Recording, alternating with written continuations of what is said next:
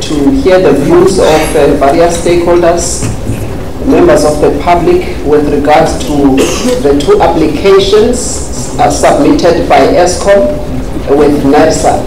The first application the two applications submitted by ESCOM of the Nersa. First application is free. The two applications submitted by ESCOM of the Nersa. First is free. The two applications submitted by ESCOM of the Nersa.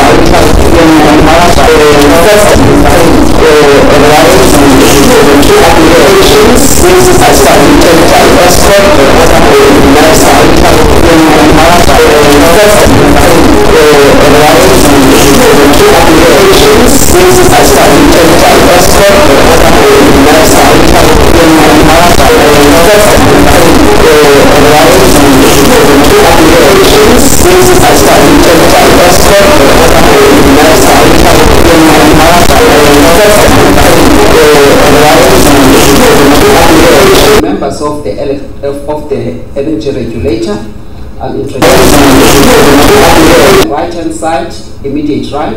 I have Mr. Jacob Modise, who is the chairperson of the energy regulator. Also, I introduce right hand side, immediate right. I have Mr. Jacob Modise of this nation, who is the chairperson of the energy regulator. Also, I introduce right hand side, immediate right. I have Mr. Jacob Modise of this nation, the chairperson of the energy regulator. Also, I introduce right hand side, immediate right. I have Mr. Jacob Modise of this nation, the chairperson of the energy regulator. Also, I introduce right hand side, immediate right. I have Mr. Jacob Modise of this nation, the chairperson of the energy regulator. Also, I introduce right hand side, immediate right. I have Mr. Jacob Modise of this nation, the chairperson of the energy regulator. Also, I introduce right hand side, immediate right. I have Mr. Jacob Modise of this nation, the chairperson of the energy regulator. Also, I introduce right hand side, immediate right. I have Mr. Jacob Modise of this nation, the chairperson of the energy regulator. Also, I introduce right hand side, immediate right.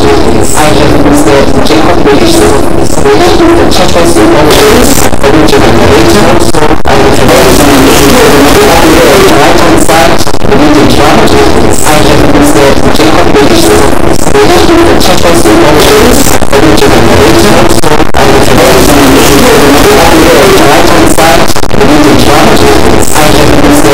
Jacob Modise of this nation, the chairperson of the energy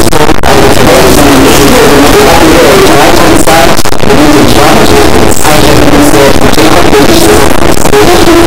Also, I introduce right hand side, immediate right. I have Mr. Jacob Modise of this nation, the chairperson of the energy regulator. Also, I introduce right hand side, immediate right. I have Mr. Jacob Modise of this nation, the chairperson of the energy regulator. Also, I introduce right hand side, immediate right. Mr. Jacob Modise of this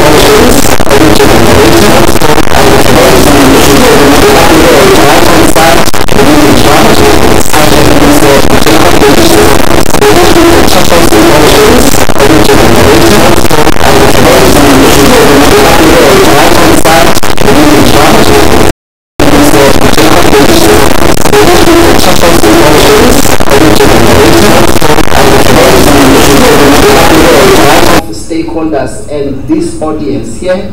If there is any question on side, immediate right. I have Mr.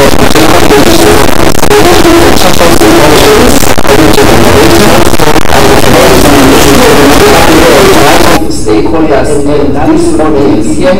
The immediate right. I have Mr. Jacob Modise of this nation, the chairperson of the energy regulator. Also, I introduce stakeholders and this audience here. The immediate right. I have Mr. Jacob Modise of this nation, the chairperson of the energy regulator. Also, I introduce stakeholders and this audience here. The immediate right. I have Mr. Jacob Modise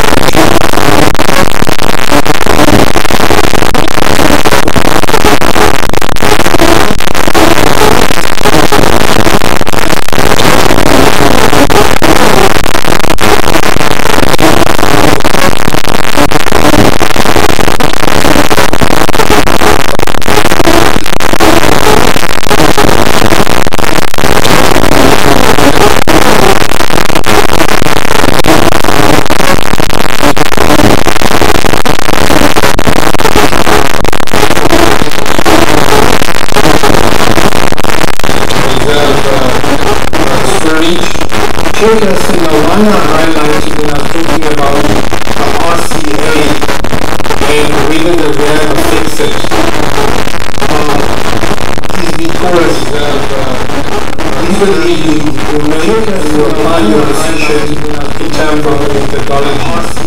If the methodology being indicated for regulatory asset-based adjustments for an RCA process, you cannot then make that in the Section 18 RCA application of SM.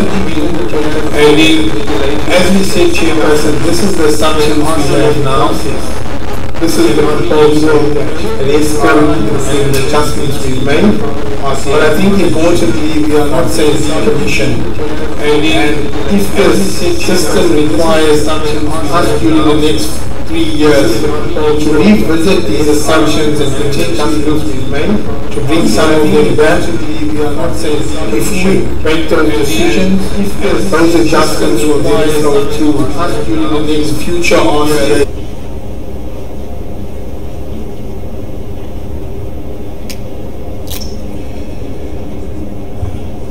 Good morning, Chair, and thanks for the opportunity to present our generation CAPEX requirements in this application. Good morning, Chair, and thanks for the opportunity to present our generation. In terms of our generation capital requirements and application, it mainly comprises of 6 categories, Chair.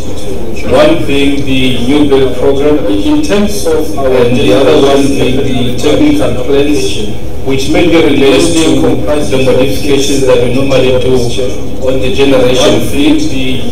Another area refers to the major outages that we do in our major generation plant, basically to make sure that we are able to get these units to operate within the unexpected lifespan. The other category is the future fuel, which you normally invest in your courses mines and also in terms of your nuclear fuel as well, because we have our power station which uses nuclear fuel. The other area is asset purchases, and the other one which is nuclear fuel on your renewables, where we have the silver station which is part of our renewables. The other area also some establishment in those categories. If you look at this application, the total amount that we have put in this application is 128 billion for the generation capital requirement. And of that 128 billion, approximately 26 billion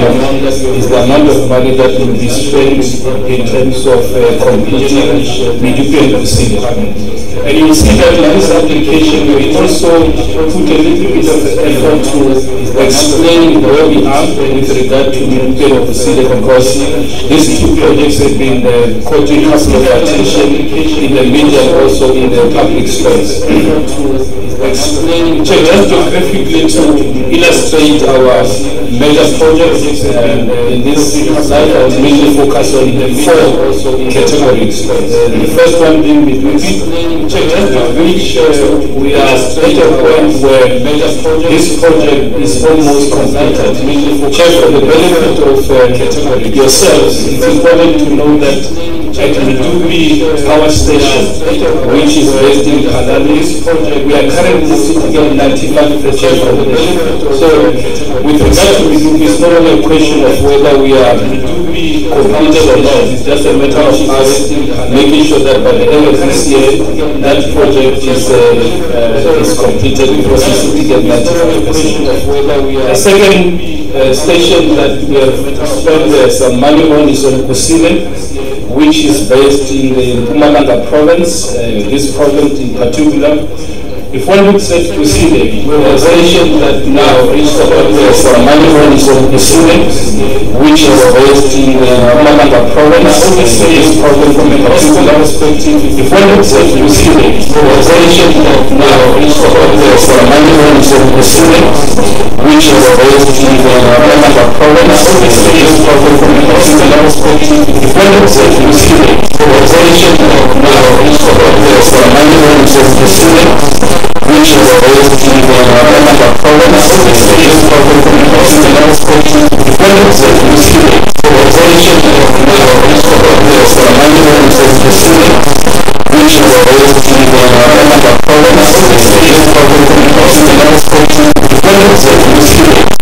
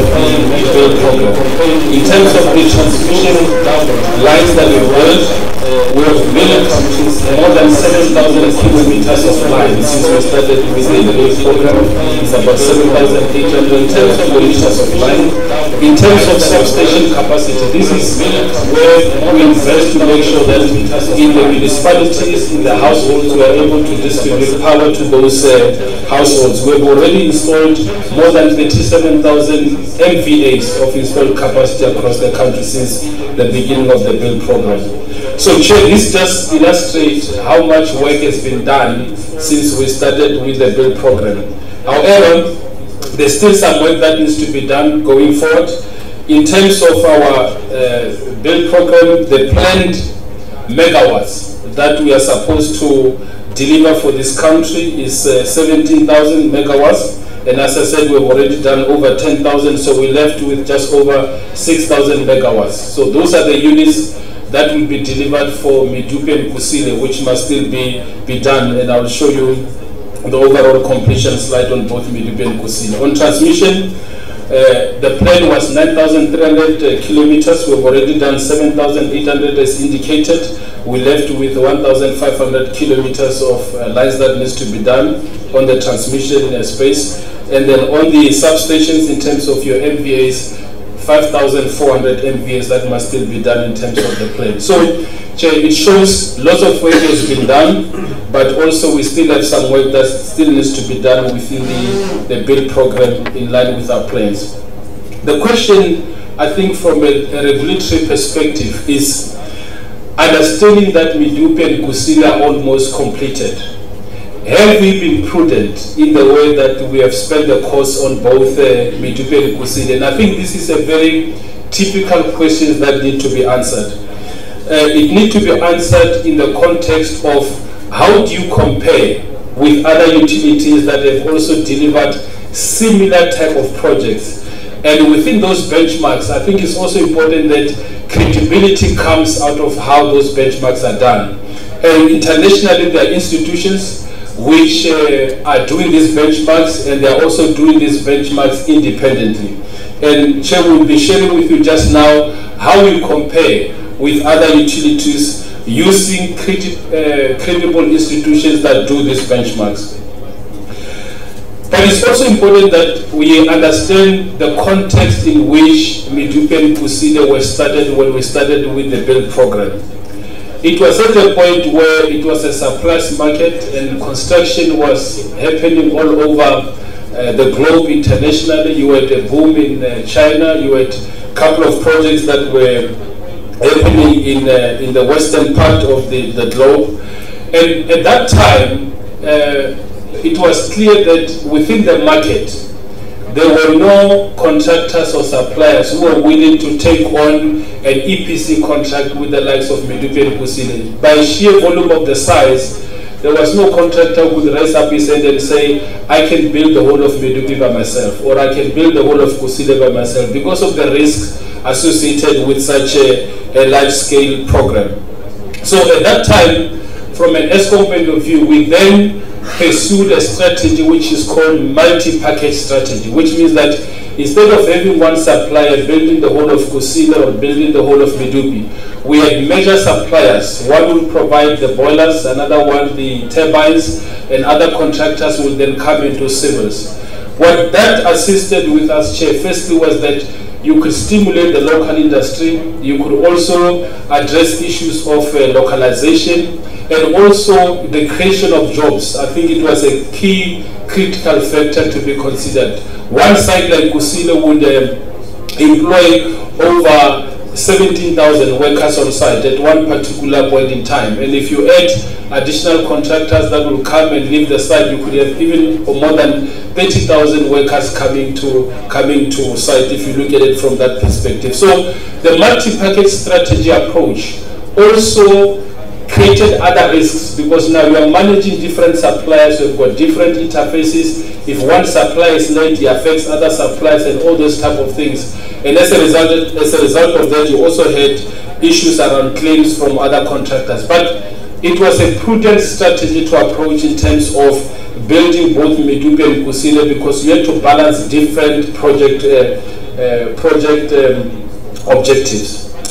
Sure, in that process, we also experienced risks which had to be factored in our schedules. One of the big risks that you'll find in our context or in the South African context is the issue around stability. You know, strikes that we've experienced in Medupi and Kusile, where people will be complaining around how they've been paid, whether they've got adequate things like food and so forth. So all those things affected how these projects were rolled out. If you go to other countries, in some of these projects, you don't have things like strikes. So people come in there, they deliver this. I need to move a little bit. So we also had to address issues around productivity and so forth.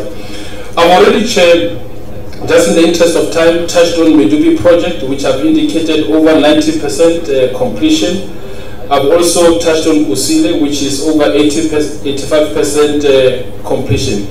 Chair, as I've indicated, and I think this is important, in terms of the benchmark cost, there are two methodologies that are being used. One is the overnight cost, which is what would it cost you if you were to bring the cost today in terms of building this mega build projects, and another one is your levelized cost of electricity.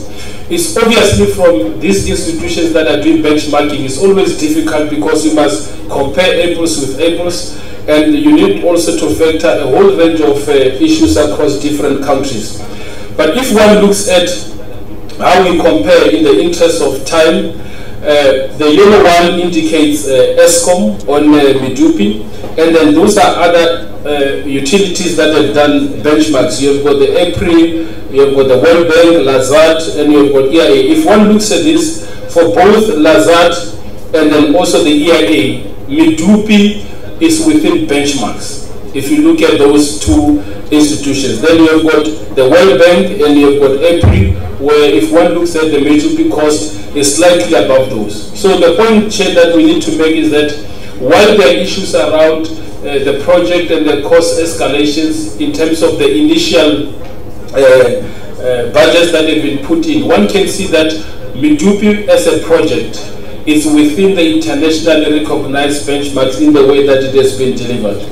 If we go to Kusile, quickly, Chair, you also realize that if you look at the benchmarks, Kusile is within the Lazard, because Lazard also uses a range, and then also within EPRI benchmarks. So it's very important, I think, when we are addressing the issue of prudence, and when we are addressing the issue of whether this project being delivered within acceptable benchmarks, that if you look at these institutions, they've been delivered within the range. We also acknowledge that they could have been done better. One of the problems with Medupi and Kusile is that we didn't do proper upfront planning, because by the time when ESCOM was asked to build these projects, it was at a point where it was late, and obviously ESCOM rushed into construction without having done proper upfront planning. So in reality, Chair, we could have done this project better if we'd been given enough time to do upfront planning. But it's also, I think, consoling from the way that they've been delivered, that you can see that these projects have been delivered within acceptable benchmarks. If one looks at the levelized cost of electricity, I'm going to rush through this. Both MYPD and Kusile, if you look at EPRI benchmarks, Razad and also the EIA, they've been delivered within the acceptable or even better than your levelized cost of electricity. So the issue of prudence in the way that the projects have been delivered comes out very clear when you compare with other international institutions.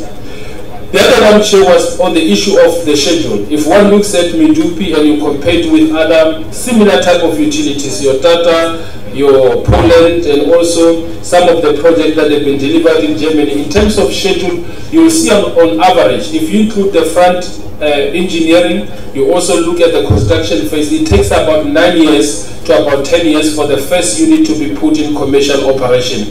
MYPD, we were able to deliver the first unit to commercial operation within 9.5 years. I'm going to skip.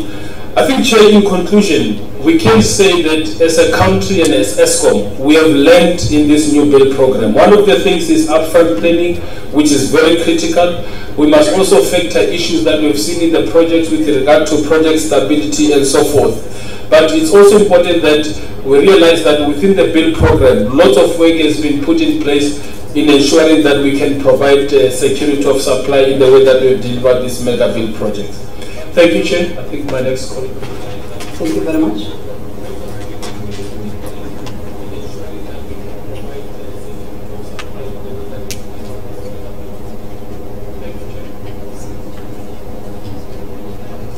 Good morning to the panel and to ladies and gentlemen. I'm going to be speaking to the capital cost of ESCOM's emission reduction plan. What we've had is in 2010, new legislation was promulgated by the Department of Environmental Affairs, and this required that ESCOM implement a new plan and put new technology onto the power stations. So there were two limits implemented. The first limit came into effect in 2015, and that was for existing plants. Then there was new limits that came into effect from 2020, and those are for new plants. But in the legislation, it requires that existing plants need to comply with new plant standards. ESCOM is required to reduce 3 different particulates: sulfur dioxide, particulate matter, and nitrous oxides. And in order to do that, we have developed an emission reduction plan, which I'll speak to. The cost of retrofitting existing plants with technologies to reduce the pollutants are quite significant, and therefore ESCOM has taken in a phased approach. So what we've identified is that those pollutants, such as particulate matter, which have the most significant impact on health, that they would be reduced first and down to the new plant standards.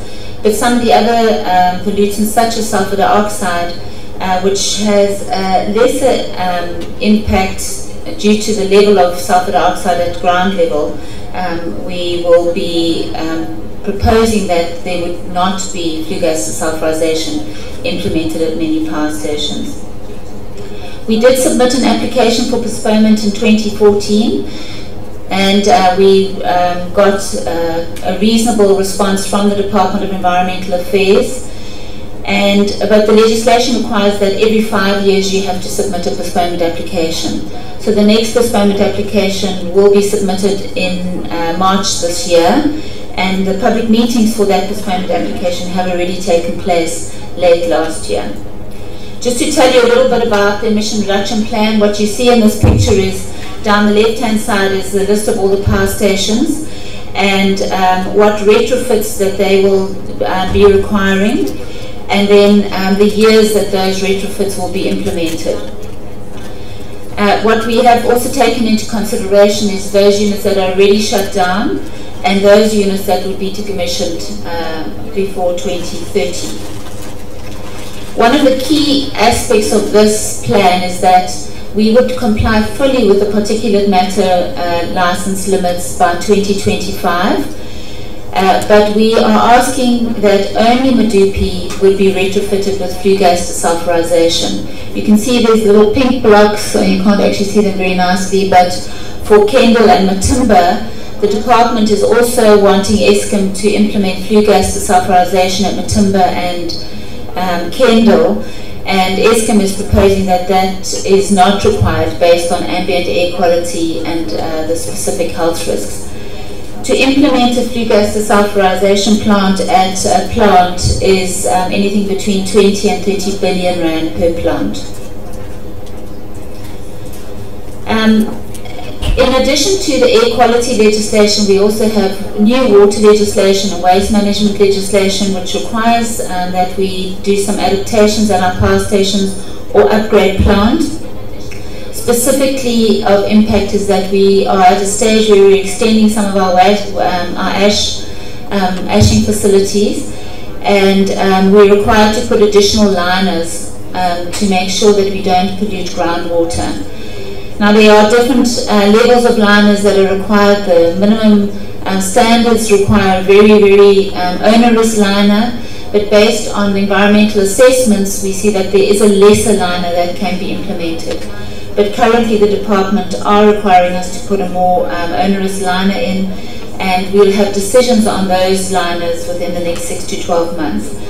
In addition to that, not such a significant cost, but we're also required to adapt some of our water management processes to comply with water use license conditions that we receive in our water use licenses. So just to give you an idea of some of the costs, and these costs are shown over a longer period of time, not just the MYPD 4 period. And you're looking at about 49 billion rand that is required to be spent between 2019 and 2023. And you can see from 23-24 there's a significant amount as well of 17 billion. And subsequent years to that, it just goes up exponentially. If we are successful in our proposal to the Department of Environmental Affairs in our postponement application, over the next 10 years it will be an expenditure of about 67 billion.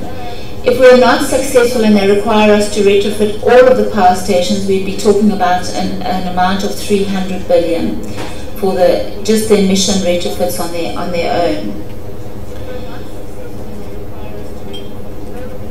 Okay, so I think importantly the amount for the MYPD period is 32 billion, and if you look at that as a component of the generation capital expenditure, it's about 25% of the generation capital expenditure in the next 3 years.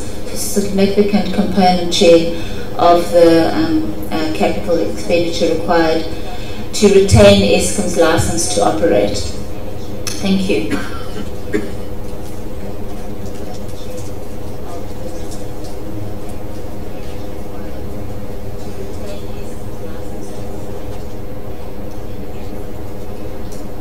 Chair, Nersa members, ladies and gentlemen, thank you for the opportunity to provide an overview of the transmission licensee's revenue requirements, which forms a part of the Eskom application. Key aspects of our application is, first of all, we recognize the need to contain expenditures in order to limit impact to customers. The operational expenditure increases with an average annual escalation of 1.1% relative to the 2017-18 actual expenditures, and capital investments of 29.4 billion is planned primarily for generation and customer connections, as well as to meet sustainability and compliance requirements. Transmission is primarily responsible for the bulk transport of energy from power stations to load centers. It also includes the system operator function, which does the real-time balancing of supply and demand, and the grid planning function. Transmission reliability is measured using the system as less than 1 KPI, as well as the number of major incidents KPI. Just on a layman's basis, 1 system minute is equivalent to interrupting the full Eskom network for 1 minute at a time of maximum demand. If we look at the performance over the last 6-7 years, and I think specifically if we look at that red line which shows the 5-year average performance, it can be seen that the system that is less than 1 performance has improved from around about 3.8 system minute losses per year to around about 2.8 system minute losses per year. The number of major incidents on the transmission system is also reduced from around about 3 to less than 1 on a 5-year average basis.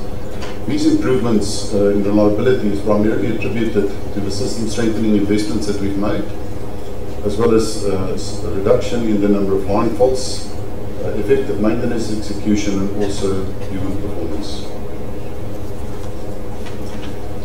The transmission network service provider operates, maintains and restores the network on a national basis. It comprises of 168 substations and about 32,000 kilometers of extra high voltage lines. We do our maintenance planning based on asset management principles, and we are committed towards safety, environmental management and continuous improvement. We do have an emerging risk with aging assets. Approximately 20% of our substation assets and 30% of our line assets are older than 40 years. And this will require that we need to have sustained levels of high levels of maintenance execution and also increased asset replacement going forward. The system operator is responsible for the real-time balancing of supply and demand. The process starts daily with the day-ahead demand forecast, which considers seasonal demand, weather conditions, the renewable energy forecast production, and then after that the generators are scheduled and dispatched based on the scheduling dispatch rules. Reserves are also provided to be able to cater for emergencies and ancillary services. For a typical day, the demand would start off at about 22,000 megawatts in the early hours of the morning, and it would rise as high as 32,000 megawatts at the time of evening peak. This requires the system operator to ramp up the generators through the morning, and then after the evening peak ramp it down. This ramping is primarily achieved with the use of the coal-fired power stations, whilst we use pumping, hydro and also OCGTs over the period of the evening peak as required, and the renewable energy makes a valuable contribution throughout the day. In terms of our revenue application, we have done it in accordance with the revenue formula. And specifically, I'm going to, in the next few slides, focus on the operating expenditure, which includes employee benefit costs, maintenance costs, other operating costs, and corporate overheads. To summarize, looking at the 2017-18 actual expenditures, the base, towards the end of the last year of the MYPD4 period, the cumulative average growth is an average of 1.1% per annum.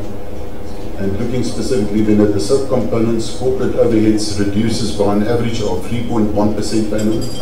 Other operating expenses reduces by 3.3% on average per annum, whilst the maintenance increases by 5.5% per annum, and that's very much in line with the earlier point that I made on the aging asset profile, the midlife asset profile, that we need to ensure sustained levels of maintenance.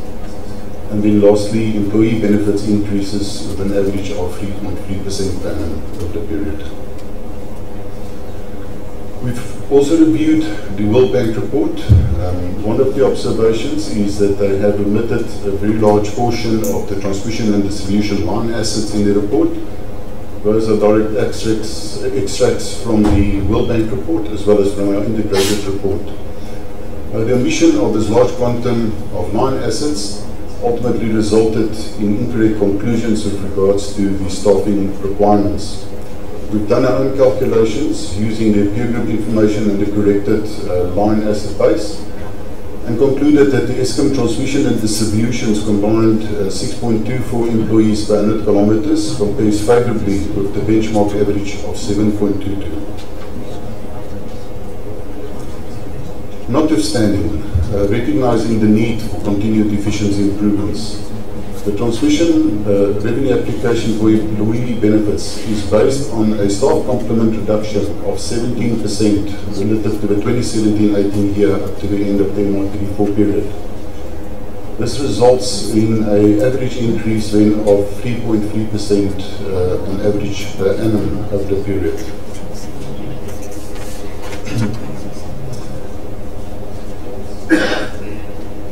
So I'm struggling to read here. The maintenance cost escalation, as I pointed out earlier, we have a lot of assets in our midlife, requiring sustained high levels of maintenance execution. We also need to consider that the asset base is continuously growing as new assets are being commissioned and the system is being augmented. The maintenance increase application is therefore based on an increase of 5.5% per annum.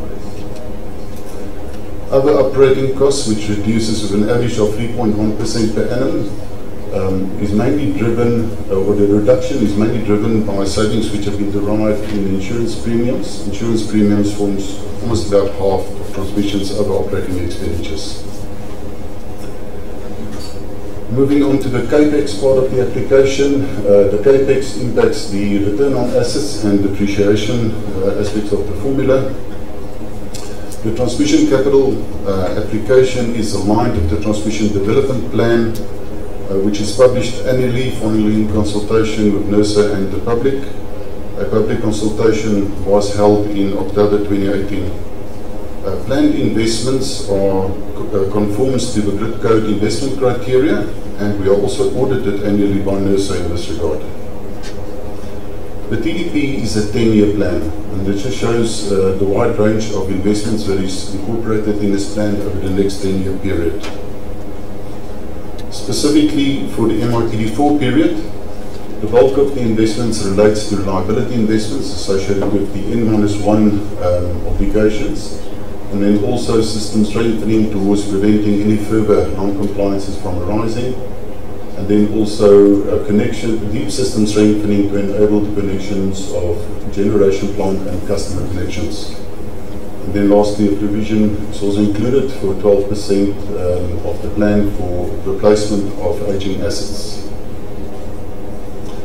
Although I've referred to aging assets over several instances, I just want to make it clear that we don't plan our refurbishment or we don't replace assets based on age. The planning of refurbishment is done considering the condition of the assets, criticality in the network, and the risk for interruptions. We also consider execution constraints, and we develop the investment plan for refurbishment or asset replacement based on it. Chair, to conclude, we recognize the need for cost containment. We've done our best to keep the operating expenditures well below inflation levels, and our capital plan application is aligned with the grid code compliance requirements. Thank you, Chair. Thank you.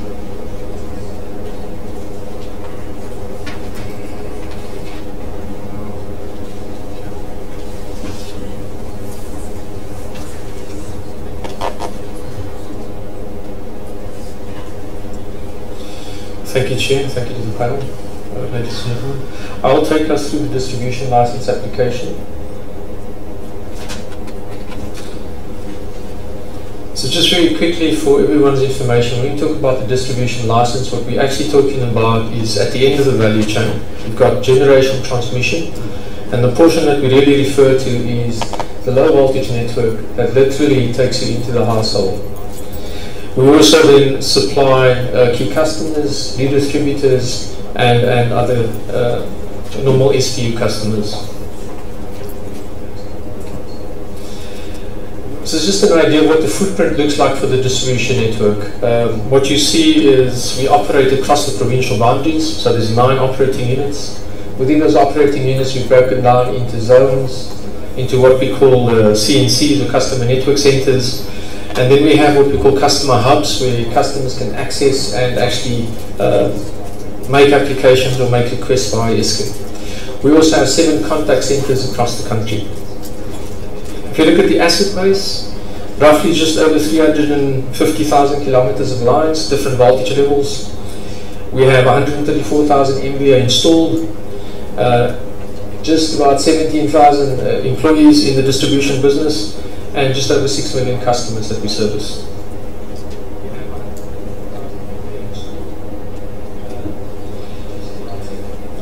And just very briefly, the components of the distribution business is literally your wires part of the business as well as your retail part of the business. Our customer base is typically residential customers, agriculture, commercial, redistributors, prepaid, and some of the mining industry as well.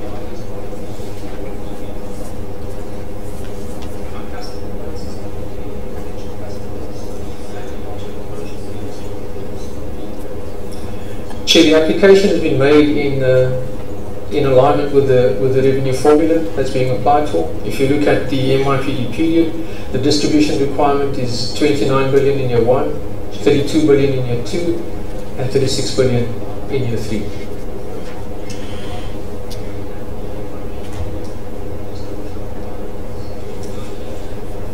On this slide, what we're trying to show, and if I start on the right hand side, is just to indicate that there is a growth in both the asset base, there's a growth in the number of installed capacity that we have, and a number of customers. On average, the distribution adds about 200,000 customers to the base every year.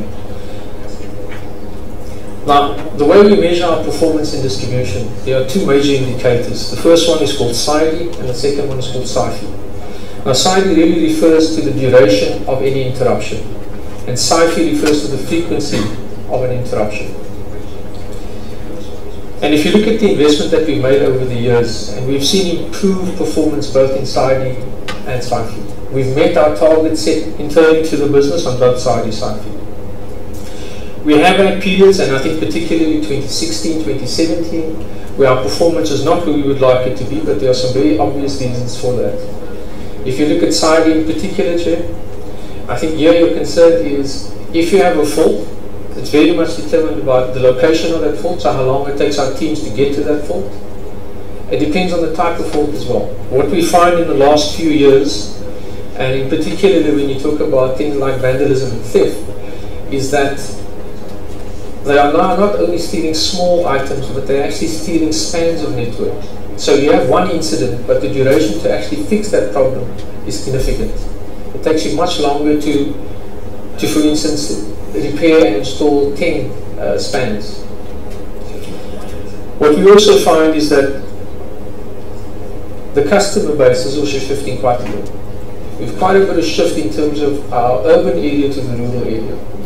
So again, the distance to the fault also is determining the duration that it takes us to actually restore the customer. Here on the left of the slide, what we're trying to show is just how do we compare to the benchmarks, and particularly what we did is we compared ourselves to the World Bank report. What we did find, and I think as indicated by Nico in the transmission presentation, is that there were some anomalies in the World Bank report. And what we've done is we've taken that numbers that they've had, we've amended those to include the additional line capacity that we have in distribution, as well as our resource base as well. And you will find that we are well within the norm of the World Bank.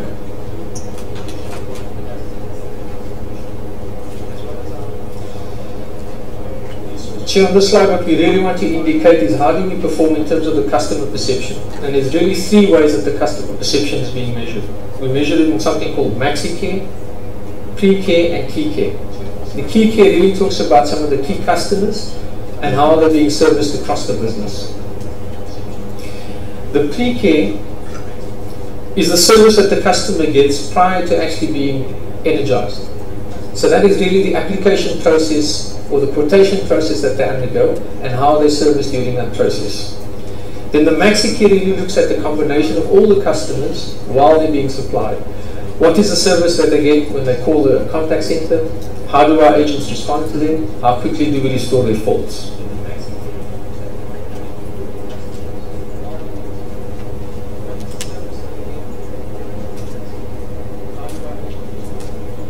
This is just a breakup of the cost that we've included in the application. So the components that we've included is the employee benefits, our maintenance, our corporate cost, and some of the impairment costs as well. We've also done a comparison to look at how does our cost per employee compare. And what you see is distribution starts out at 17,000 employees, and at a cost of about 10 billion rand. And over the MYPD4 period, that employee base will reduce. And with that, obviously, you will find that the levelized costs will also change. What we do also want to indicate here, Chair, is that for sustained operations, we would have to optimize the resources in our distribution business. So there are certain core functions that need to be performed. And if I look at maintenance, our approach to maintenance is exactly the same as transmission. It's condition-based maintenance. So we don't really replace plant based on the age, but we really replace plant based on how they perform.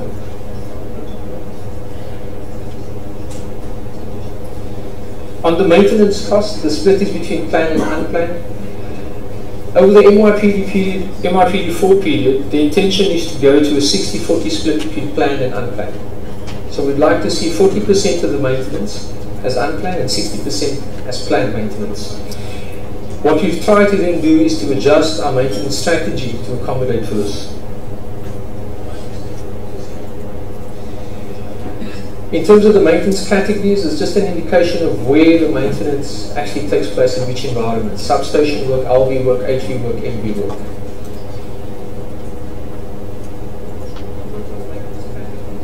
In the application, you also see a category called other costs, and what we've covered in the other costs is really, we've got things like insurance that we need to cover, we've got security costs that we need to cover, there's obviously the fleet that we need to cover in terms of our vehicles, etc.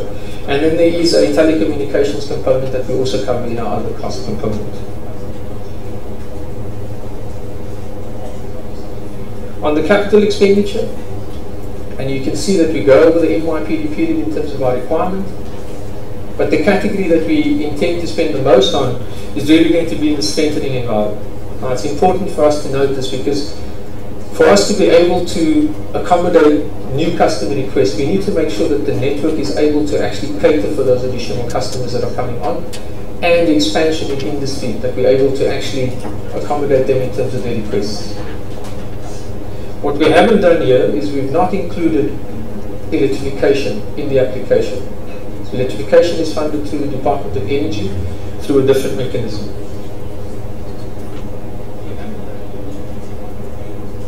This is just a quick indication of what the network performance, how it compares to our capital expenditure. And I think really the underlying message here is that you need to invest in your network if you want to retain an acceptable level of performance on your network.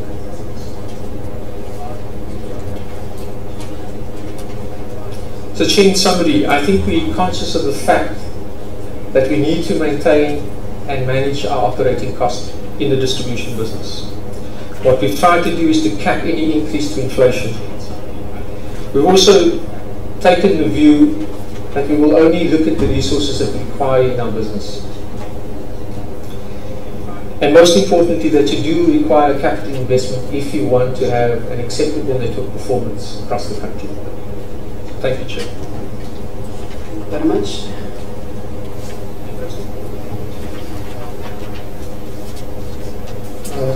Thank you, Chairperson. That's our presentation. Unfortunately, with some of the slides, the colors didn't come out too clear, but the members do have the presentations, and my understanding, Nersa normally then uploads it on their website. Chair, so thank you, and we'll take the questions.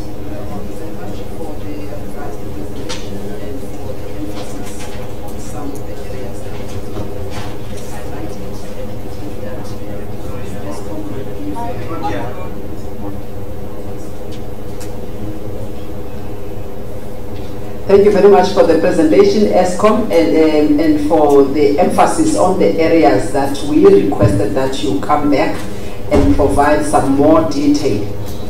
But we still require that you give us some of the information in writing, not in the form of a presentation, because this information is critical when we do our own verification and scrutiny of the your starting regulatory asset base, what you have included and what we think should be included and what we think should be excluded.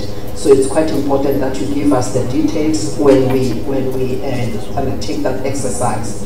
At this stage, I'm going to invite my colleagues to only ask questions. We're not going to take statements today from the colleagues or repeat statements that were made by the presenters, but what we want is specific clarity on a specific issue that is very clear what you want to know.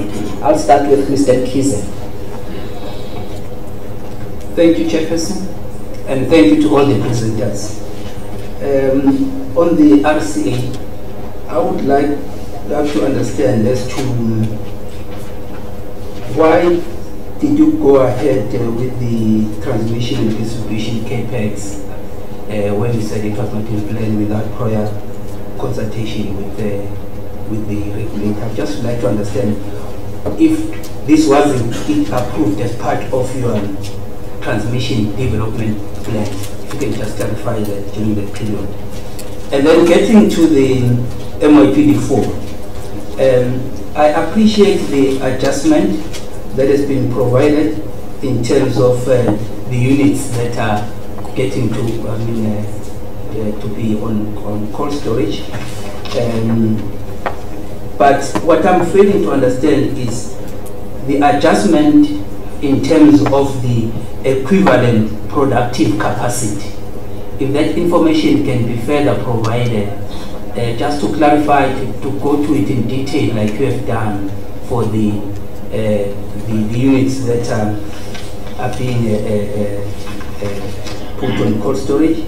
And then, because I'm saying that here we need to be clear that we are compensating or we're having an equivalent in terms of, just make an example of a Fortuna and a TES.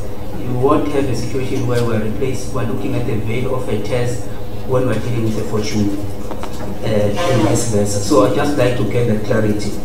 Because with regard also to new assets, because I think I stand to be corrected, there was an instance where they were talking about 70% availability, 17%. So we need to be able to adjust with those in a simple and explicit manner to include them in the RAP, taking due cognizance of the availability and performance.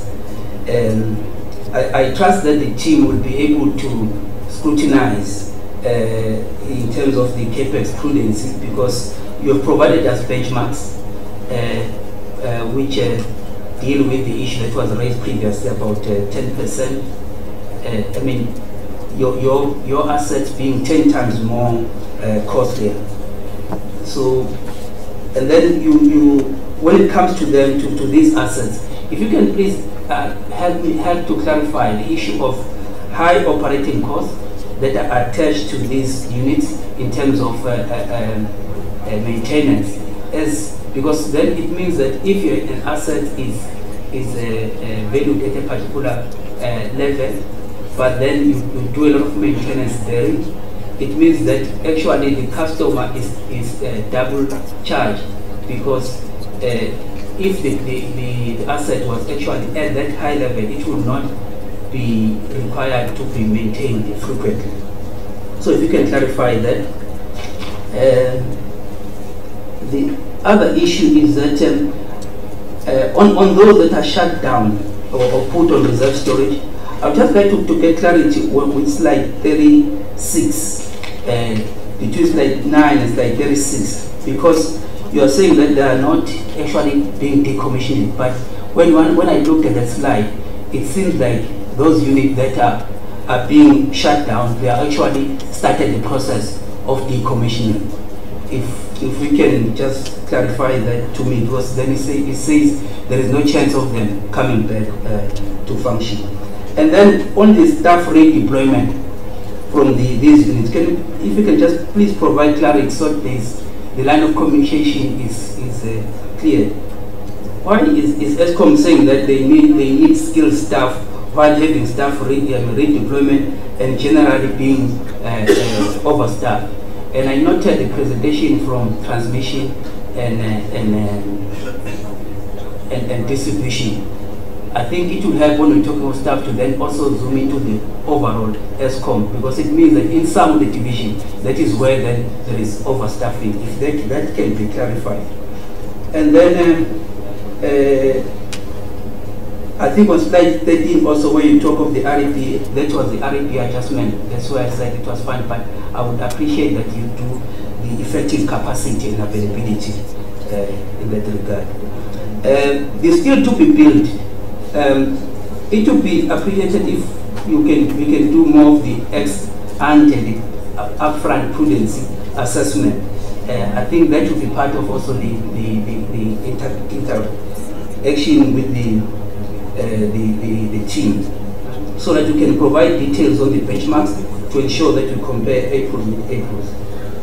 And you're saying that we did not do proper upfront planning when it comes to seal.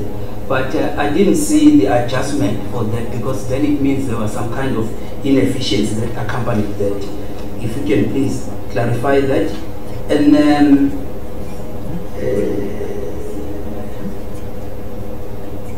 no, I think I'm covered for now. Thank you. Thank you, Mr. Mkhize. Mr. Span. Thank you, Chairperson. Chair, if I can also start with the issues around the RCA. So you indicated that in the previous RCA decisions, we had excluded all the transmission and distribution related costs. So I just want to understand that in this application, are you then planning to make your own adjustments? Because you indicated that we did so because we did not have all the available information. So I want to get the assurance that this time around, ESCOM will actually provide the necessary information that will assist the regulator to make the decision. And then secondly, you also spoke about the time value of money with respect to the RCA. I didn't quite get the point that you were making. If you could just please explain that. Are you suggesting that we should be taking the time value of money into account in that respect? And also maybe if you can relate that to what the methodology then provides for. Now, listening to the presentation around the benchmarks and the capital expenditure and all of that, it's painting a very rosy picture. But now the question that I have is, are we using the right benchmarks here? Because, for instance, if you look at your slide number,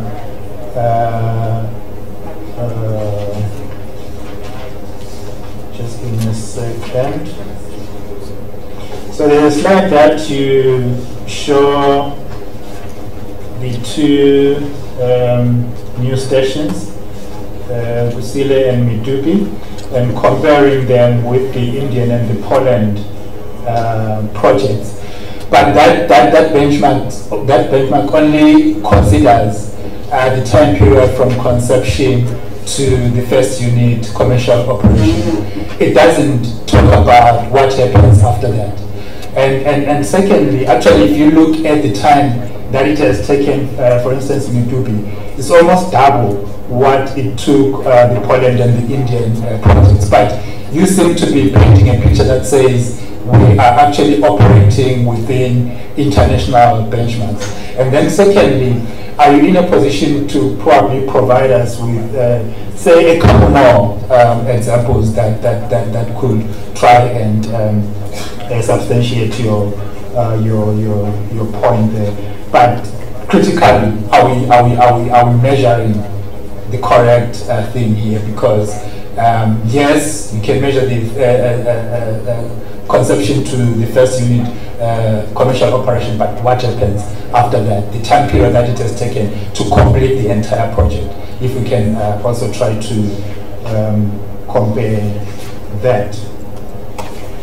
I think the chair has touched on the question around the RAB, that so our interest really is not necessarily only on the on those assets that have been excluded, but also those that have been included, and probably and I suppose we'll get that detail and go through that. Similarly, with respect to transmission and distribution, so basically around distribution, the quality, or rather the performance measurements that we are using, the side, again, they paint a very rosy picture, and we know that things have not been that rosy. Again, are we then measuring the correct thing? Is there room to improve in terms of the performance measurements that we are using, knowing what has been happening with respect to the breakdowns of equipment and all of that?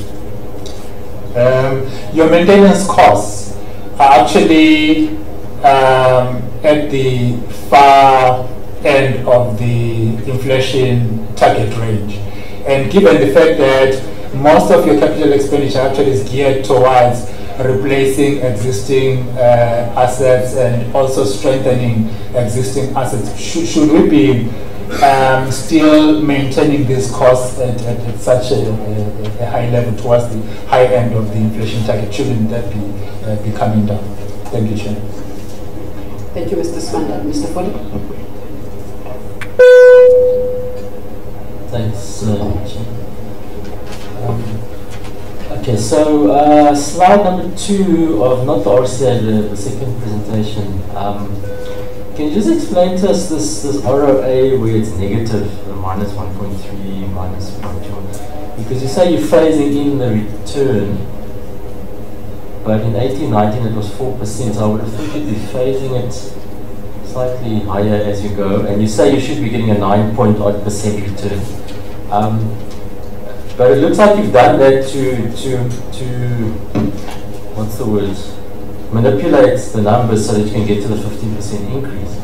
Would it not have been better to take your return, or more of it, and then cut the other costs and make the business more efficient? So can you explain that? It didn't make sense to me. Slide number 4, can you explain the ESCOM view of this MEAB approach? You know, the book value you state is about 232 billion, but then the depreciated MEAB essentially is about 853 billion, you know, without all the inflation stuff. So that means the value you're coming out is about 3.5 times your actual net asset value or book value of your assets. And then if you compare that to your debt, if you're using the MEAB DRC, it actually looks reasonable, but when you compare it to your net book value, it's actually quite scary. So can you just give us your view of that? Is it a good thing to be using what you are or what we are? I had a question about the contracting strategy. I think it was slide 20. If I recall correctly, there was some exercise done by public enterprises, I think it was 2008 or 9, around the contracting strategy. There was a project run, and I think McKinsey was involved in that. And do you have that report? Because we'd like to actually get that report if we could. I know there was something done, quite a big project to assess that. And then I have a question which we haven't covered in any of the presentations so far, but it relates to a lot of the capex and the maintenance, etc., that you presented. The ESCOM Enterprise is unregulated business, and the role of ROTEC in all of these. Now, in other words, your capex spend, I know that they run your new build. So the question I have is, are you able, and if you can't do it today, come back in cartoon or whatever it is, what is the relationship and the role of enterprises in all of these, the capex, the maintenance, etc.? And how is that contracting done? And is it something captured? Maybe you could provide us a schedule of the service and money flows, etc. Essentially, what does EE or ROTEC look after within this cost base that you presented? Almost done. Slide 17, around the costing for the 3 projects, the build. You say it's P80, the numbers you present, but you say it's almost finished. Why can't you give us a P99? Why is it still P80? And you give us the excluding IDC numbers. Now, the question for me is, what is the number with the interest during construction, and how much of that interest was incurred outside the original timelines? In other words, what is the additional that was incurred if the original timelines would have been adhered to? Question about your benchmarks also, that talks to this slide 27 and 28. You're using the overnight capital cost benchmark, and then you say you're pretty much actually below or within the benchmark. But that doesn't take into account the efficiency of your delivery of the projects, which is the interest during construction, and your final cost for those projects. How does that affect it? And then for transmission and distribution, the 29 billion in capex and the 18 billion capex for distribution. What is Rotex rolling that in, and how is that actually contracted? And then the last question I have is, when I look at your application, your overall operating cost CAGR, I think, is compounded annual growth rate is 7.1%. But transmission have presented today that their CAGR is for OPEX is 1.1% and distribution 1%. So where's the other? Where's that other 6% coming from? Thanks, Chief. Thank you, Mr. Philip. Mr. Minister.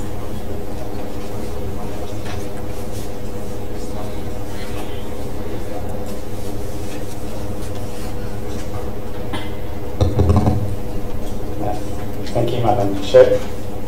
And also thank you to the ESCOM team for your presentation. Perhaps if we, I don't know whether you're going to be able to look at your slides from where you are. And maybe somebody going to assist. They must have their slides with themselves if you refer to a specific slide.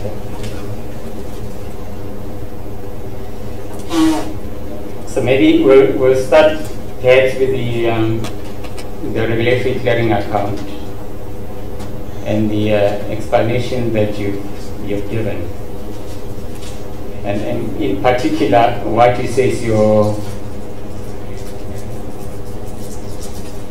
interpretation of our methodology, because I just want to just get a proper understanding. If you look at the manner in which you've done the MYPD 4 application, and the way you work on your regulatory clearing account is you do evaluation of your assets at a point in time. For instance, in this case you started with 2016. So you said, what is my asset base at that point in time? And then you looked at works under construction during your planning period. So there are certain assets that are not already in your asset base yet, but those assets are either under construction, it's like Medupi Kusile and that sort of thing, and they come into operation during the planning period. So in this case, the MYPD was a 5-year planning period. So, and in fact, maybe the best way to show it is, which one do you have there? Do you have the best way to show it is on your, anyway, on your MYPD slides, where you're showing the 251 billion that you, even those graphs that shows assets that gets brought into operation during the period. So what I want to understand is, how is it that, start with the slide where you look at the capex, slide 6. You're saying the capital expenditure that you're expecting, so just the 1 year capex was 45 billion. This is on slide 6 of the RCA. That 45 billion. And the actual that was actually spent was 47 billion. Now, and then if you go to the next slide, you're saying in fact, your understanding of our rules is that that that first development, it's clear that the rules that the only remeasurable item that's remeasurable in capital expenditure checking account is the capital expenditure variance. So effectively what we're saying is, if you go to the previous slide, we don't have to look at what you, the entire 45 billion. We only need to look at the 925 billion. So 925 million at the top there, which is just the variance. In fact, hang on. Your total capex was 45 billion. The actual was 47. Let's just say the difference between those two, which is 2.1 billion. So, how reasonable is that interpretation? That reading these statements that are on slide 7, where we're saying the environment, we don't know what the future is going to be, the environment in which you're going to spend this capex. But in fact, we don't have to look at what you spend on the capex. All we need to do is look at the variance. So I just want to get your proper understanding of this or whether you think it's reasonable to say, when you say you don't know the future, how can you say that we can only look at the variance? Surely we have to be looking at the manner in which you efficiently spend the capex. How is it that we are not able to, well, the implication of what you're saying is that if there's delays, if there's over-expenditure, overspending in your capex, we're not supposed to do capital efficiency assessment and then say what is allowable and what is not allowable. All we need to do is just look at the variance and say, you know what, we're going to spend 45 billion, we spend 47. We just look at the 47. I said the difference between the two. I just wonder how you think it can be reasonable. But the second issue is, if you go back to our legislation, which says that we need to be an efficient operator, we allow them to recover the costs that are prudently incurred, I guess, how is it that we're going to assess prudency if all you're asking us to do is look at the tiny little variance in those numbers? So for me, that's the first issue that I have, in your regulated clearing account. But I know you asked other questions, about us looking at these things or us not making an allowance. Let me just say it differently.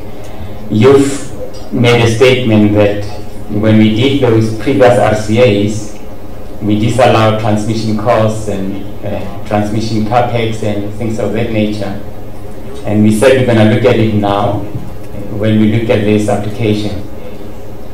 Understanding that we needed you to assist us in doing your calculations, and we'll do our own calculations on whether the costs that you have incurred in the build program were efficiently incurred.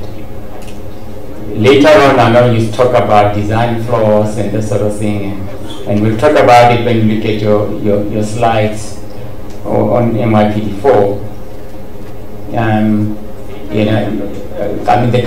The key question, for instance, that I was going to ask later, but perhaps let me ask now. If there were design problems in some of the power plants, the new power plants, and it resulted in higher costs. So you design problems result in higher costs. Firstly, how did you do your risk transfer? Why is it that it's not covered by the contractor? Why are you not recovering those things unless you've done your own design? In which case, why is it that the poor public is supposed to pay for that element? So I think that's the one thing that just on the regulatory clearing account, that I just wanted to understand. But maybe let's go to the MYPD 4 and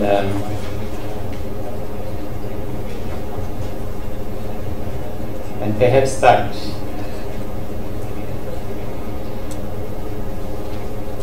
We'll start on slide number, what is this number? I think the first slide after the word regulatory asset base. And just go across the next one, yeah, this one. And maybe get an understanding of some of the statements that you made. I think, Mr. Kasim, you've indicated that when we asked some of the questions in some of the public hearings, we wanted to understand, well, we said, do you think there's a flaw in our methodology? Why is it that we use Henry as an example? Why is it in using the modern equivalent asset valuation and look at that certain item 9.2.3, that you said you're not allowed to look at new designs of power plants. But if you read that 9.2.3 carefully, it says, and you look at the second paragraph, it says the modern equivalent assets are similar to existing assets having equivalent productive capacity. However, built using modern materials, technology, and design. But there is a requirement that you also look at the new designs in coming up with the evaluation of your assets, and that's hence the question that we are asking. Can you just demonstrate to us that you've actually done this in the work that you've done? But do you agree that this is actually completely out of line with what the IRP 20, currently is RP 2010, or even the new one that government is looking at in terms of new energy technology that's coming in? Do you think this is in line with it? Now, the next questions that I have, if you go to maybe slide 7.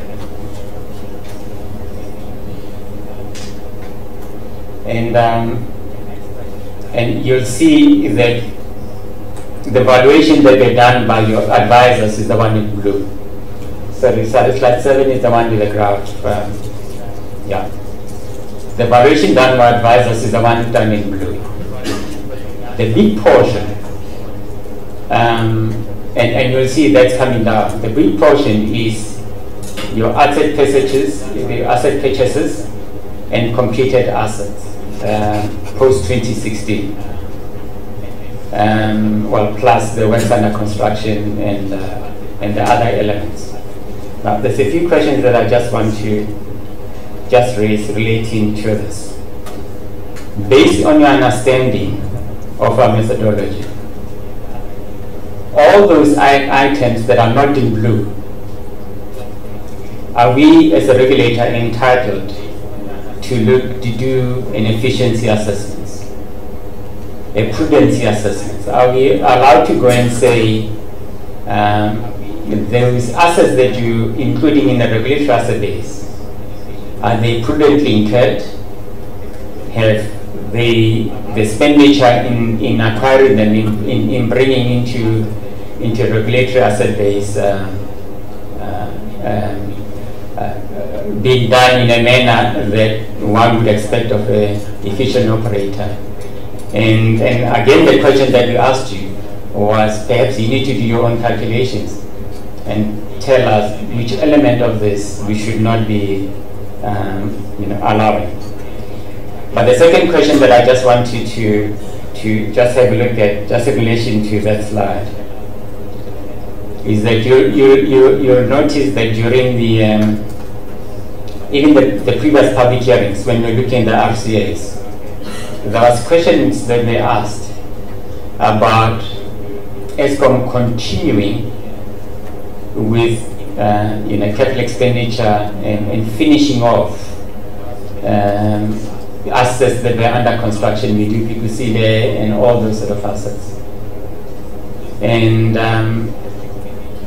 now, and the questions were asked that why are you continuing to do this in an environment where your sales have dropped? Why is it that you're not postponing this capex? Now, and you look at the amounts that are involved, because you know, in both since 2017, 18, 19, well, in fact, even since 2016 alone, because some of these were works under construction, and including the planning period. There's a couple of billions of rands in there. The questions that I need to ask you is, sorry, not billions, hundreds of millions of rands. The questions that I need to ask you is this not one of the factors that is causing your liquidity and your financial, well, I guess the financial difficulties that you have. But let me just restate it again.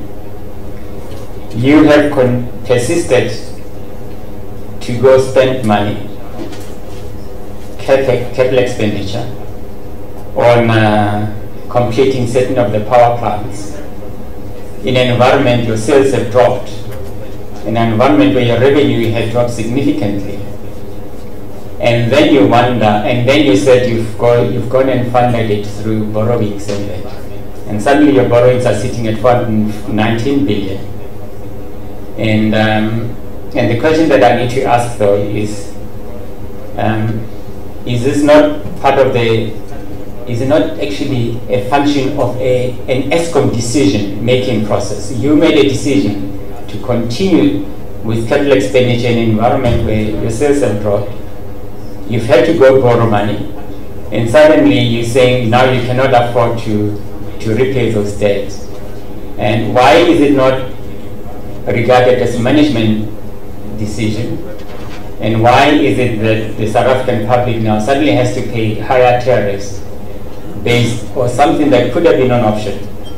And here I'm not saying whether it's right or wrong to your decision that you took to say it may be more expensive to restart those projects later on. But this could be the real cause of the funding problems that you have. If you go to the next slide, for instance, slide number 8, you've brought in to 251 billion rands of assets since this date. I think you need to go do a capital efficiency prudency test on those numbers and tell us how much you think we should allow or not disallow in that regard. Now, and we really have to thank you to provide the information on slide 9, 10, 11. All this information on these assets that actually you stop operating, and the adjustment that you needed to do. But it's just that there's a little bit of the statements that you're making that are a little confusing. If you look at slide 9, start with that Timber 3 and Hendrina 3. You said on the first bullet you've experienced significant failures and these units are not able to return to service. I know you're saying in the short term, but you also say in the middle, I think under portfolio Hendrina, you say the costs, the capital costs, there would be significant investments in capex. Look at the third bullet. 10 units of these stations have reached a stage where significant investment is required for them to continue operating. So you've shut them down. Now you're saying that at the same time you're saying, you know what, you would have to cold reserve, putting them in reserve storage means that you may have to bring them back up. And how is it that you can say both statements at the same time? If the investment that is required to bring them back in operation far exceeds, basically we assume you've done a cost-benefit exercise, and you're saying it's not economical to bring any of these plants back into operation. How can you continue to make an assumption that you can still bring them into operation. And you know, this is borne out on the adjustment that you are making. If you go to slide 13, where you're making the adjustment, you know, you're only making an adjustment based on just two items. You said depreciation and return. Now, my understanding of what you say you've done with these power plants, or what you're going to do during the planning period, is you'll probably just put them on care and maintenance, where you know, you're just having a skeleton staff just operating the plants. But the question that I need to ask though is that why is it that you have not made adjustments,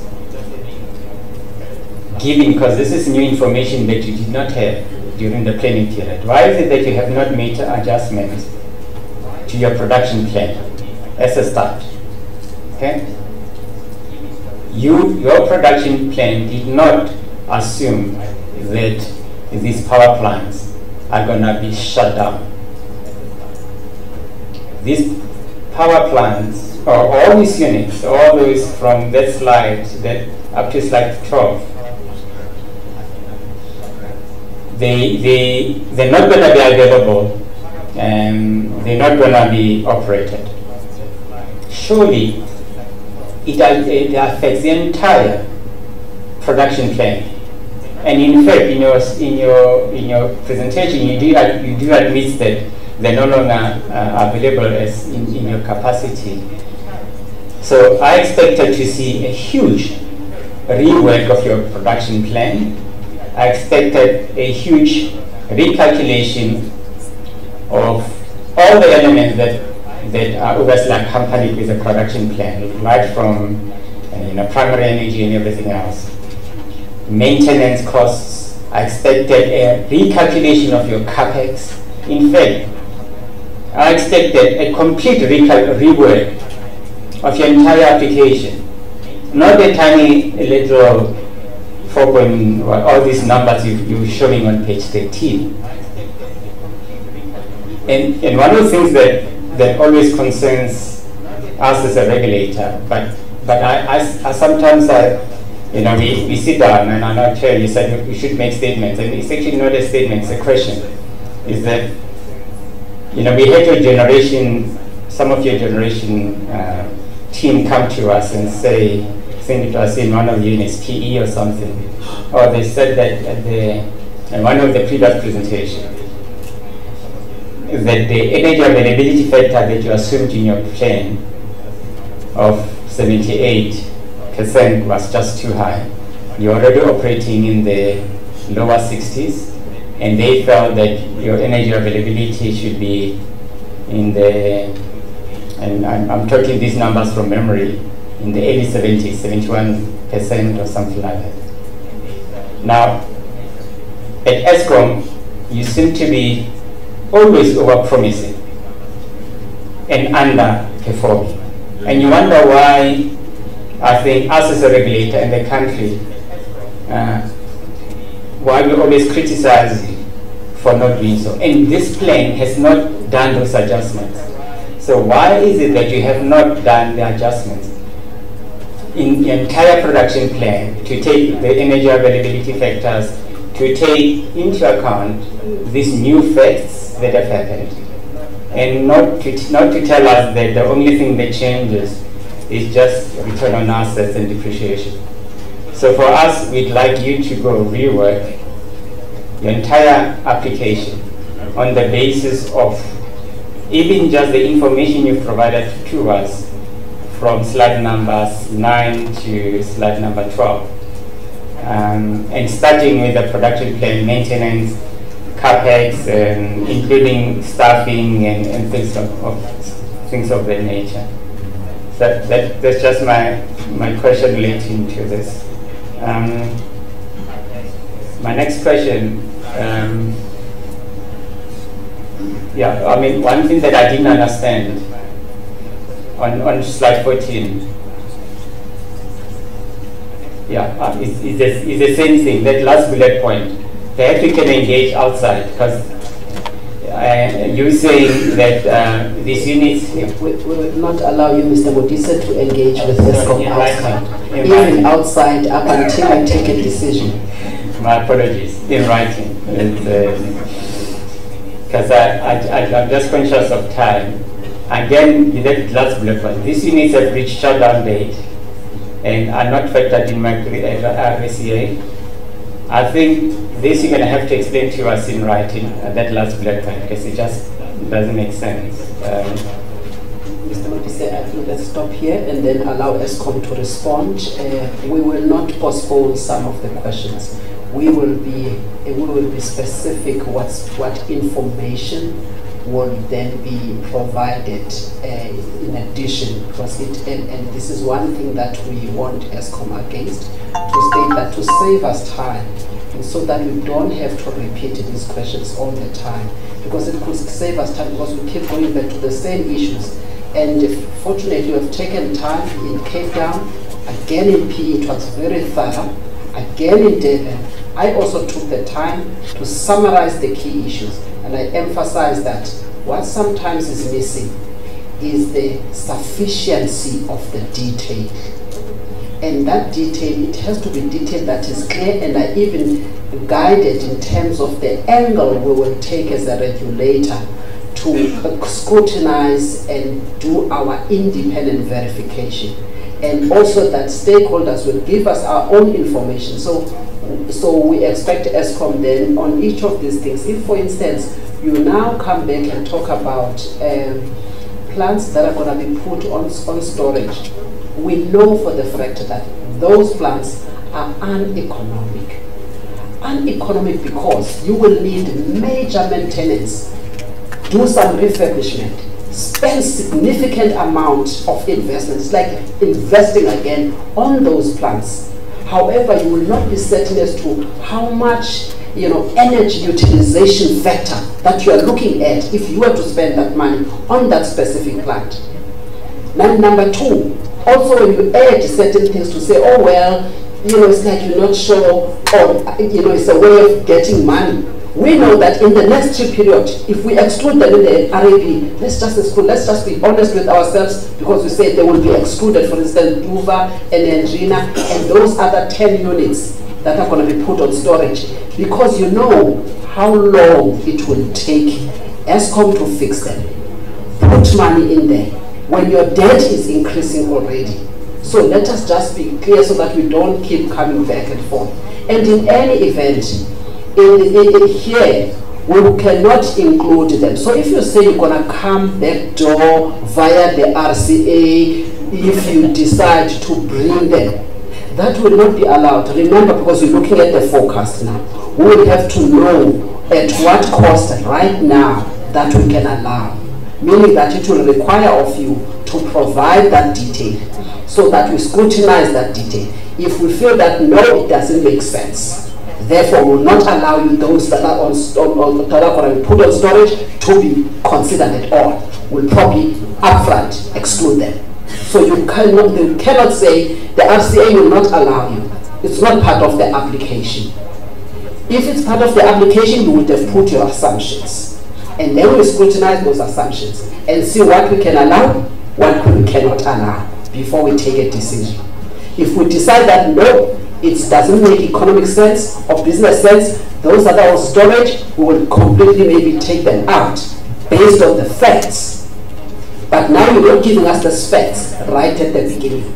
So the RCA is not a mechanism of bringing new facts to evaluate, but to check how those facts that you brought in, that you allowed us to scrutinize and evaluate, performed after you've executed. So it would not be allowed because it would have been outside of the scope of the application. So it's such things again that you keep bringing them up and then it takes a lot of time. Can you come forward, ESCOM, and respond, please?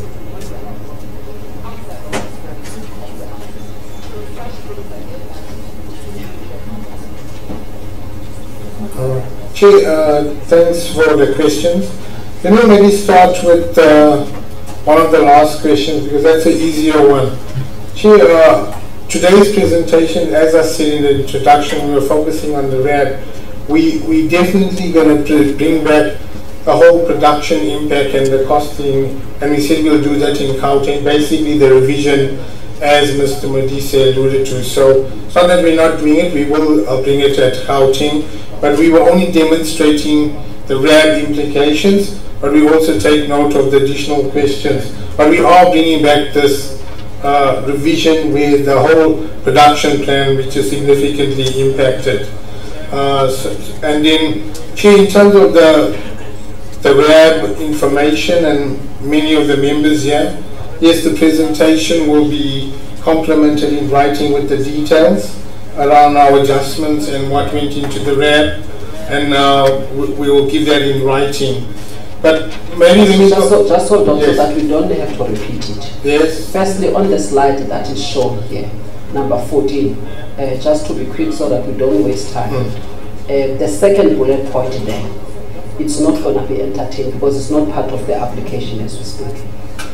The second bullet point was to all units in extended inoperability and reserve storage have been excluded from RAB, right now, have been excluded. It's not part of the application, etc. That's what it means. It is important to note that should the system require these units in future, they will be returned to service and changes will be reflected in the RCA. I'm saying that it's not allowed.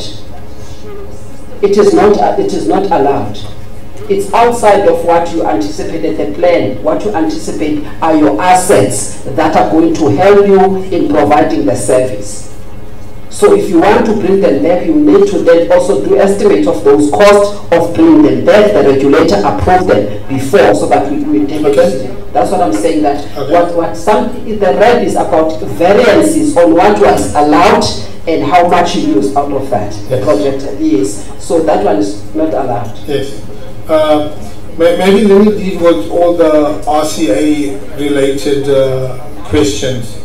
I think the one in terms of Mr. Modise, are we saying it's only CapEx variances in the RCA? Now, what I have said, this is Eskom's application of the RCA around the capital expenditure clearing account. Now, our approach in this submission is consistent with MYPD 2, MYPD 3 that we made for the entire 4 years. All we're saying there is, it says you must look at your capital expenditure versus allowed, that variance and what it does in terms of the formula.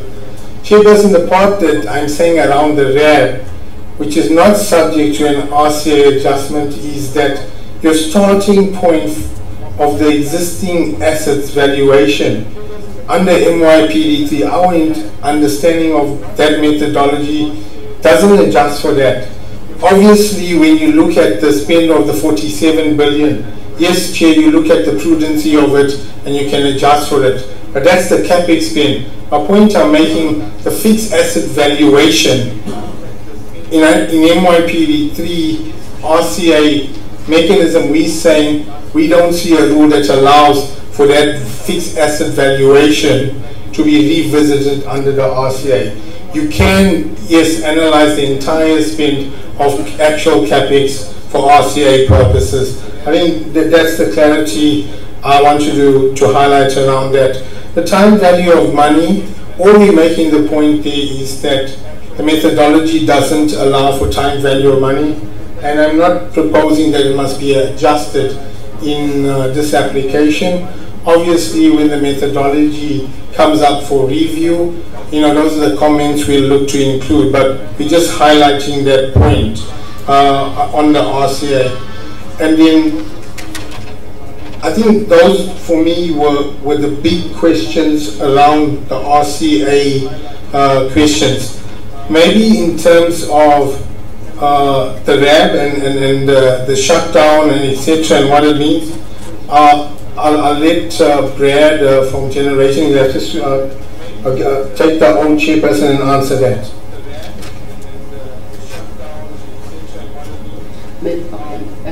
Do you solemnly declare that the evidence you're going to present before this panel is the truth and the whole truth? I do.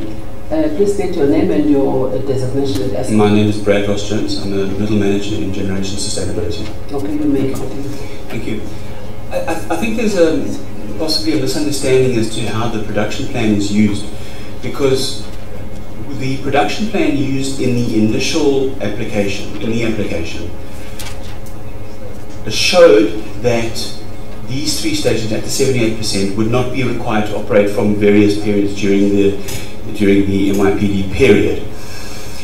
So for that reason, the production plan just shows that they go down to 0 production. It doesn't talk about shutting them down, etc. Okay. So then we base our planning on that, and we look at the economics of it, etc. So in the application, everything's taken out. The capex is taken out.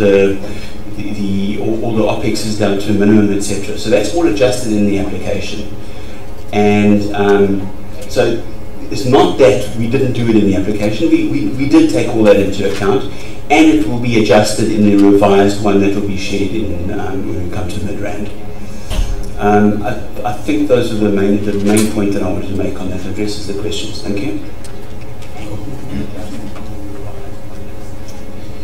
Thank you, Chair. I'd like to respond on the CAPEX issues. And maybe the first question that I would like to respond to is the one that was asked by Mr. Mudisi, whether shouldn't we have stopped given the amount of expenditure on this CAPEX. It's important firstly to realize that for both Medupi and Kwisile, the equipment that we purchased are long lead equipment. So if you talk about the boiler, the turbines and all the stuff. So typically, if you were to say in 2017, stop the build program, having bought these boilers and the turbines and other equipment, just in terms of the warranties that you would lose on this equipment, and for them sitting and idling and not being installed, it will cost you a lot. I don't want to put a figure at this point, but if it's required, we can do so. Secondly, when we started this build program, we signed contracts with contractors, and commercially those contracts are binding. Just to go and cancel those contracts or postpone them also to give us attracted additional costs, which means that effectively you'll still pay the same amount of money or which you would have paid for you to complete the build program because of those costs that you're going to attract. And I think I can talk about a whole range of other costs, never mind talking about stability issues because people lose their jobs and all that stuff. So the impact of cancellation or postponing versus the completion of this project, it was still, and it is still much cheaper to complete this project given where we are. The second issue around the design flaws, and I also want to link it with the question that was raised by Mr. Foley. With what are we doing from an efficiency point of view and dealing with these issues around defects? We have strategically made sure that we sign contracts that are using the feeding contracts, which means that the owner is more, the ownerity is more on the contractor rather than the owner of the plant in terms of how these contracts are structured. So when we've got design flaws, we've put in the defect notification periods, which means that if you don't fix those things, we deduct money from these contractors.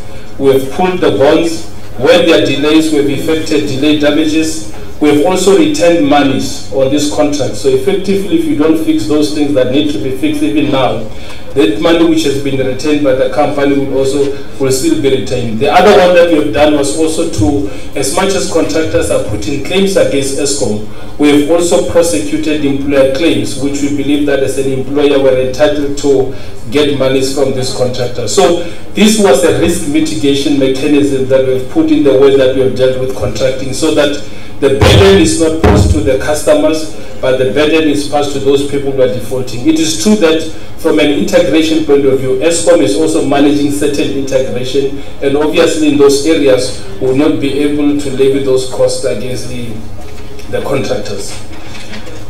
On the defects. Yes. Firstly, we've asked about the details of the defects for both Medupi and Kwisile. Those defects result in inefficient operations of those two plants. Thirdly, they also result in the number of trips. And I was wondering about the nature of those defects and whether the experienced people at ESCOM are not able to work around those defects so that they can limit the trips that are occurring so that they can be able to improve their operation efficiencies. Because if then they affect operation efficiencies, they become a concern to us. It is one thing to say to your contractors, fix the designs. And we don't even know the nature of those designs. And we don't know how long it will take to fix the designs. We don't know whether at some stage you have recovered money from those contractors. So I'm mentioning this one by one so that we can get that detail and see how much you have recovered if indeed you've got such mitigation measures and you have enforced such mitigation measures. And once then you've recovered money, let us also see what has been lost, the cost associated with the trips at an operational level as a result of those defects, so that we can see then the cost-benefit analysis from our side. If we can get that specific detail, and hence I'm putting these the questions straight and specific as to the aspects that are relevant to those defects. And lastly, around the defects, it is important to indicate, as a result of these defects, the energy utilization factor of those two plants. So I think it is specific what is it that we are looking for in relation to the defects. I think that's the most important information when it comes to that. Mr. Mkis? Yeah, I just wanted to say that based on that fact of defects, I would just like to then understand, because what happens is that you don't then end up with the kind of plan that you had envisaged, because it means that the plan in its entirety is not actually commissioned. And then how do you compensate from that from an RAP perspective too? Because it means that you did not, if you had an X megawatt plan, it means that you actually don't have it as yet. That's why I'm asking about the energy utilization factor in terms of running those plants. That question is asked, so it's part of the questions. Mr. Modise, let's get the question. Yeah, and can you, just in the information that you're going to provide, perhaps per each power plant, take Medupi Kusile, can you just give us per line item construction costs at inception,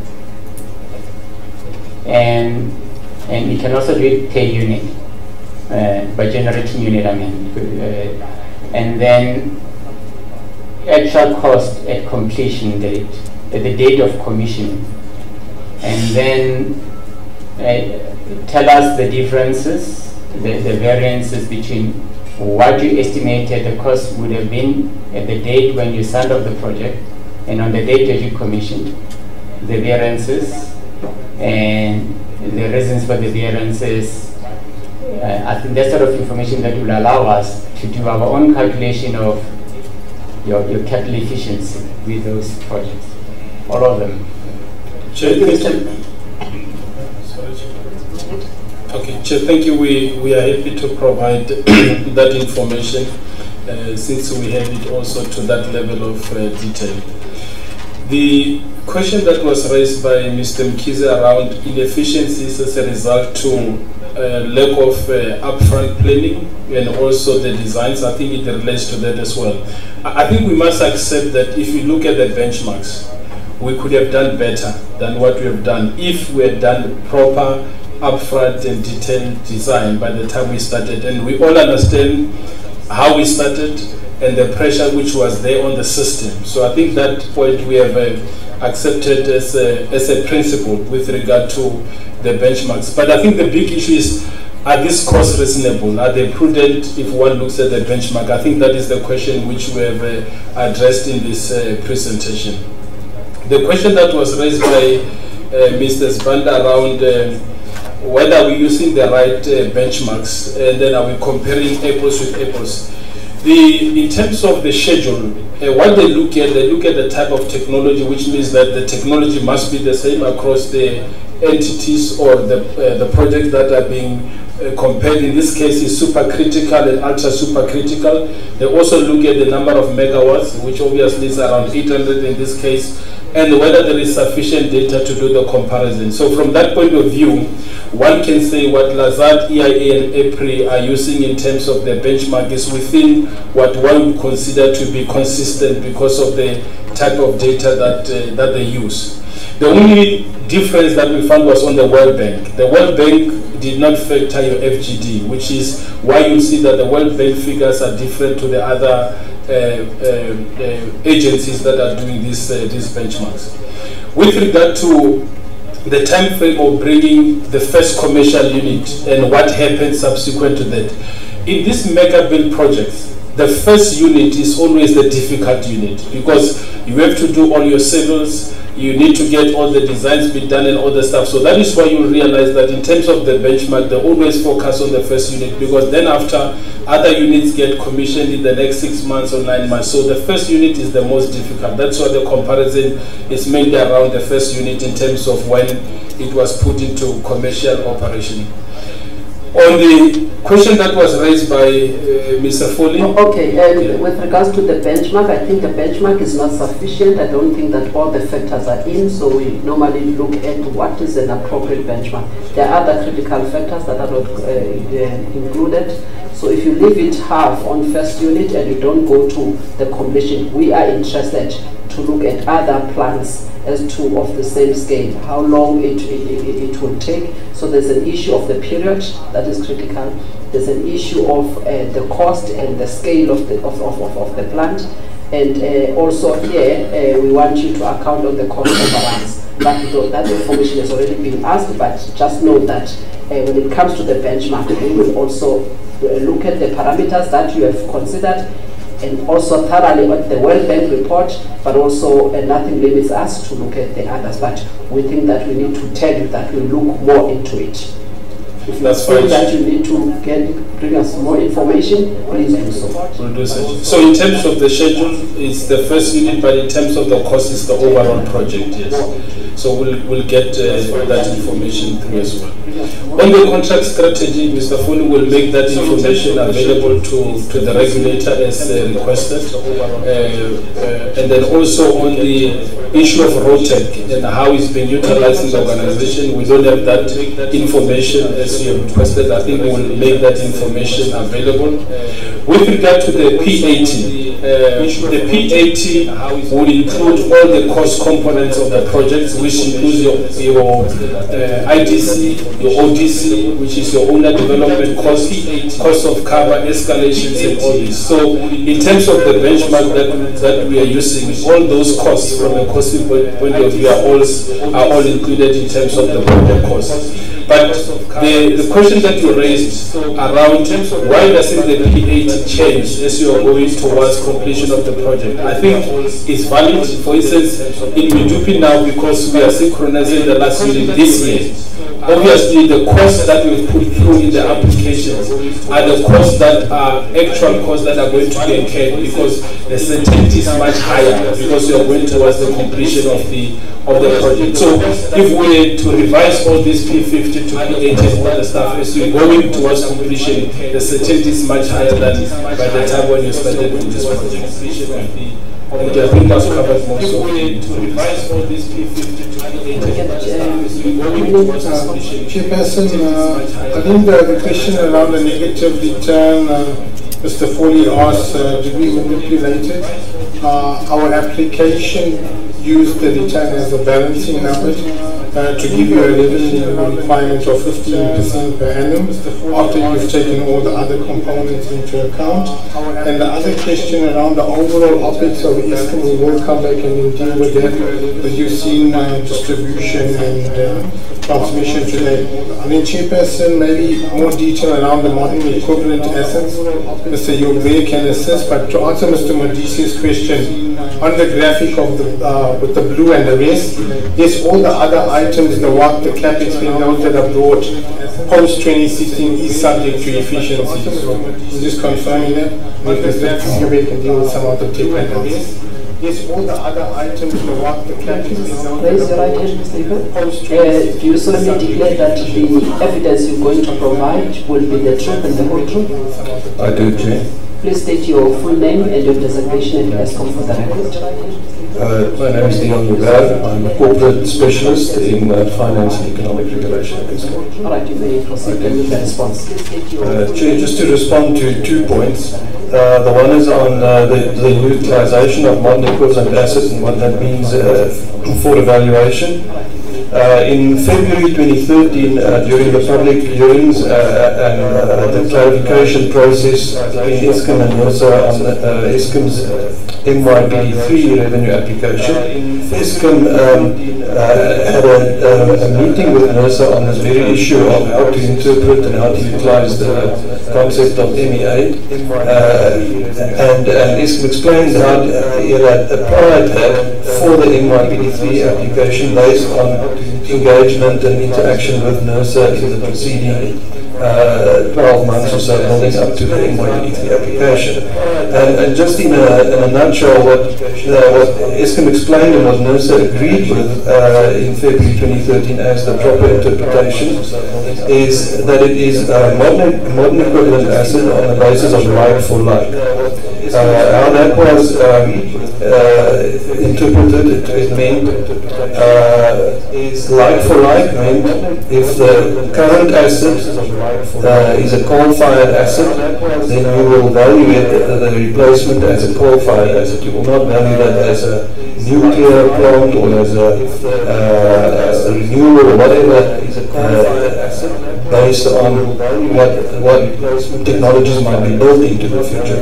So like for like further meant that if the current asset had flue gas desulfurization, then replacement value would be based on an asset with flue gas desulfurization, which we know add about 15% to the cost. If it is an asset currently without flue gas desulfurization, even if we know that that asset will never again be built in the future replacement without FGD, it would still be valued now as an asset as a coal plant without flue gas desulfurization, given that currently it is not equipped with that technology. Where the modern equivalent came in to that is that, for instance, we have about 23 units, 33 units on the ESCOM fleet of under 200 megawatt capacity per unit. It is more expensive to build small units of 200 megawatts per megawatt of capacity. There are economies of scale in building units of 800 megawatts capacity, so per megawatt, 800 megawatt would be cheaper. So the modern equivalent comes into the equation that even though we have 33 units of below 200 megawatt capacity, they were valued at the per megawatt cost as if they were 800 megawatt. So they were valued at a lower cost per megawatt, given that new technology with a higher capacity allowed some economy of scale. So that was the guidance. That was how ESCOM explained it to Nersa, and that was accepted by Nersa, and that was the guidance given previously also to ESCOM. That is how to apply the concept of modern equivalent on a like-for-like basis. And just to deal with one other question, Chair, the issue of is there double counting, or so if you value the asset, then you also claim maintenance as if it's not a new asset and so on. Chair, just to confirm, the purpose of not using appreciated historical asset values combined with a nominal rate of return is not to give more revenue to a utility. It is to flatten the revenue curve. If we Nersa calculated Eskom's weighted average cost of capital in real terms at 7%, roughly. The nominal value for that would be about 13% nominal cost of capital, so, of which the real equivalent is about 7%. So obviously if we use 13% as a return, the revenue would have to be a lot higher than if we're using 7%. But as Mr. Casson indicated, we're not even applying for the 7%. If you then build a new asset and you use historical asset values with the 13% nominals, what it tends to do is cause a price spike at the point of building a new asset. So the purpose in economic regulation worldwide of using replacement values in combination with a real return, not a nominal return, is to defer the revenue. It decreases the revenue when the asset is new, and it postpones that revenue to the future. And the way it does that, the way it keeps track of that revenue that is postponed, is by adding it to the asset value. It has the same effect as indexing the assets to the rate of inflation. So clearly, it's got really nothing to do with how the asset is being maintained. It is purely a different mechanism of recovering the principal of the capital and the interest on the capital in a way that gives how can I put it, a flatter price profile than the spiky or sawtooth, as it's sometimes called, price profile that is inherent to using historical assets with a nominal rate of return. So there's no concept of, it's not even linked really to maintenance or anything. It's just a different way of recovering the capital that was invested, which includes the equity and the debt, and return, and to recover the return on the interest on that capital. Thank you, Chair. Thank you very much. Mr. Kasim, is there anything you want to say? No, Chair. The others will respond in writing and addressing the future sessions, Chair. All right. Thank you very much. Mr. Kasim, what we expect, if you could assist us whilst you are responding in writing, because as you understand, the current application, it was done even prior to, more than a year ago. So it's quite important, therefore, that in Gauteng we're probably going to have 2 or 3 days that you provide an application so that it is transparent and also the members of the public can see the application that Nersa assessed for the purposes of the decision. Yes. We've already guided you with respect to the changes that we want to see. Yes. And we emphasized issues of accountability that must be demonstrated in each of the aspects of the application. So the amount of detail in terms of that accountability from the demand and from your supply side or your capacity constraint side, it must be shown. Issues of productive efficiencies, issues of productive capacity, and also these plans. And the aspects have already been highlighted: R&D, production plan, the estimates or the assumptions around the sales volumes, and all of those factors. And I think what is important also for adjustments, that you also furnish us with the same information. If you take, for instance, Duva, or you take Hendrina, and you say that you're going to take it out of the RAB, we expect to see what value a portion of the Hendrina or Duva, so that when you say you made an adjustment, we can see whether that value that you apportioned was a reasonable value, and therefore this is how you have taken it out. Yes. That detail we do not have. Understand, Chair.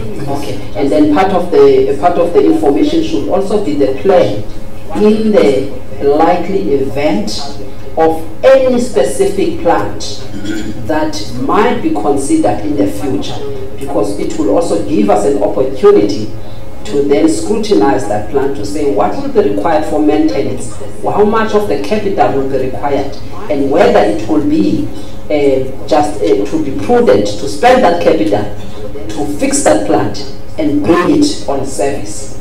If we don't have that detail, which is also not part of this application, it will fall outside of the scope of the application and will never be brought in around the mechanism of the RCA, as it's not allowed. Thank you. Thank you. All of the questions will be answered in writing because there's no time. I think it's a lot of questions. So some of them will be answered. They've got them and they're also on the record, and we've got Nersa here that is allowed to take down questions, and they're supposed to interact with the members. The process is that you give the questions to the Nersa team to interact with ESCOM. Members cannot interact with ESCOM at this stage, except here. We're moving on to the next presenter, the Tiffany Sale Pty Ltd. I've got the name of Isabel van der Stoel.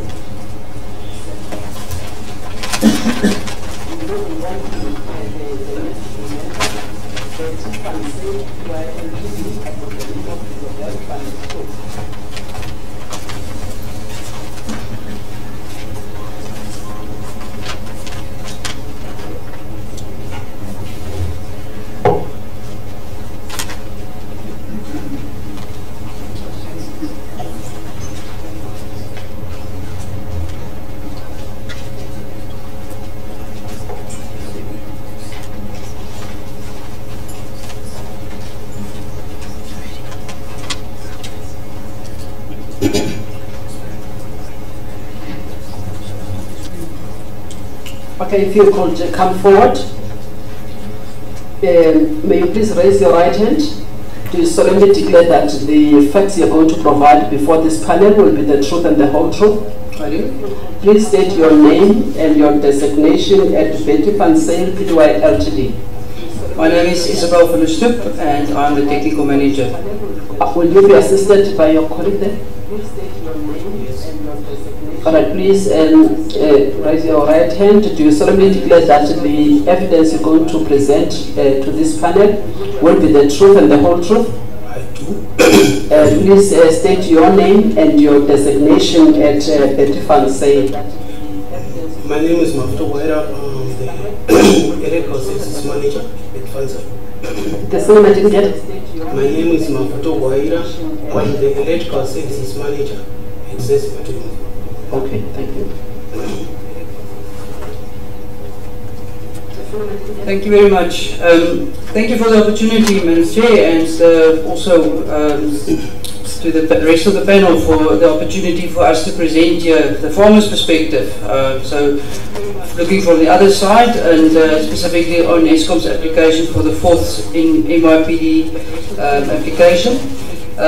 Just to clarify, we're from a farming enterprise, a family farming enterprise, mostly based in Limpopo, called Bertie van Sail Pty Limited, but you'll see we use our brand name, ZZ2, which you hopefully have seen before. What are we going to talk about?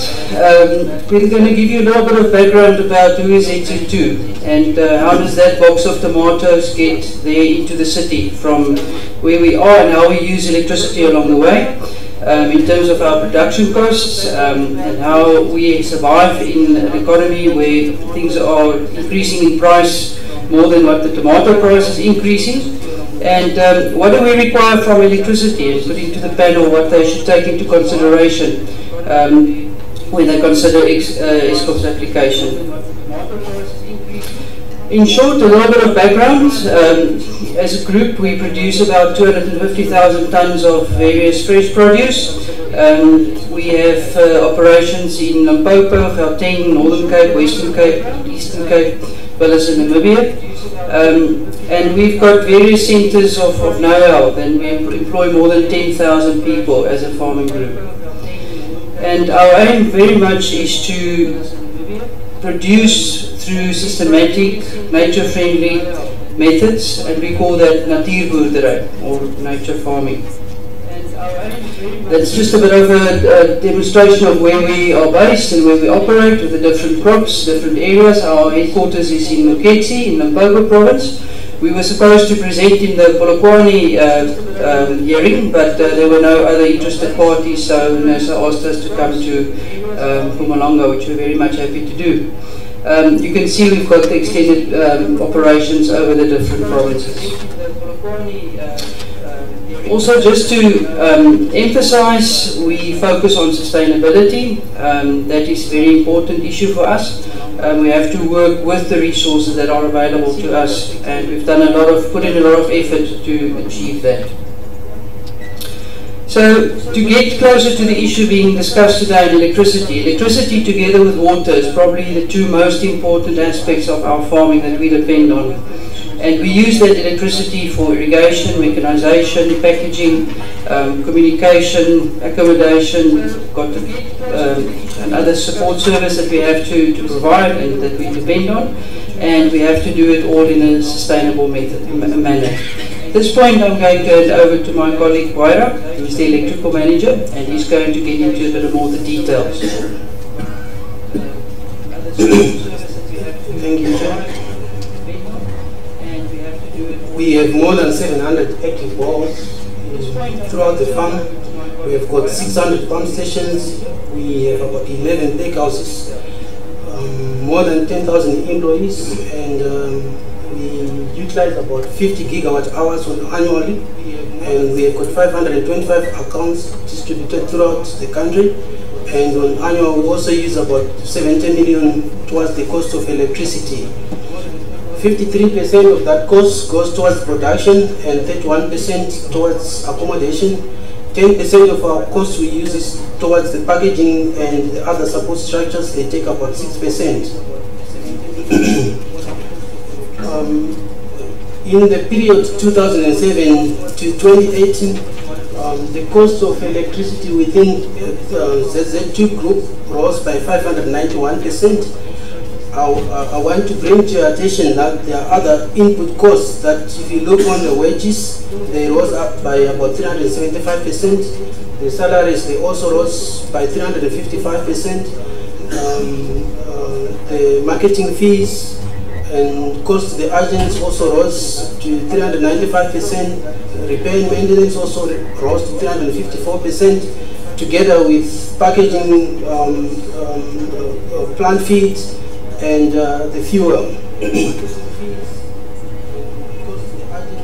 I also want to bring to your attention that during the same period, the price of tomato only rose to 127%.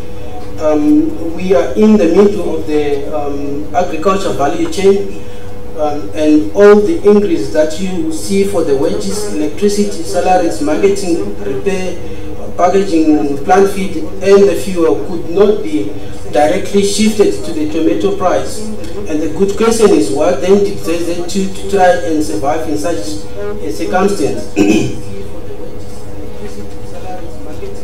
Let me say we improvise a lot of mechanisms to try and survive, which included looking into the water, that is quality, its availability and location. We also looked into the cultivation, that is looking at open fields, greenhouses and net houses. We zoomed into logistics, energy, drainage, irrigation, the raw configuration in our plantations, crop protection, fertilizer application, and looking into different cultivars. I just want to zoom into the energy and give some of the initiatives which we did to try and bring down our cost and not move the cost to the customer or into the price of the tomato. We introduced appropriate technology to increase our productivity of tomato production. For instance, if we look in 2007, the output from the open fields was about 80 tons per hectare. To the right, you will see there is an open field plantation. And if you compare that to the year 2018, we can have a maximum of 250 tons per hectare. That is an increased productivity. On the energy intensity, you will see we were using about 21 kilowatt hours per kg of tomato in 2017. Compared to now, we use about 7 kg per hectare. At the bottom, sorry, to the right bottom, you see that is what we call protected nature system, and inside it is the photo of someone working on the tomato fields. we went beyond and started doing awareness creation, that is having mass meetings with different people and employees to try and bring down our energy usage and also to do energy conservation. We also started publishing different newsletters.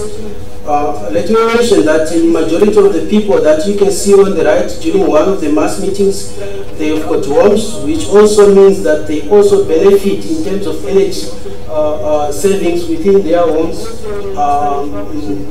outside the work environment. We also took initiatives on the domestic energy management system, including the installation of the prepaid meters, geyser timers, and we are seeing good average of savings between 0 to 60%, but the average is about 24%. We also started installing heat pumps for hot water systems. About 12 systems have been installed into clustered residential places. We are also busy installing various variable speed drives. 75 systems have been installed to date with ranges 37 up to 132 kilowatts, and we see good savings between 25 and 56%, and we built this within ZZ2.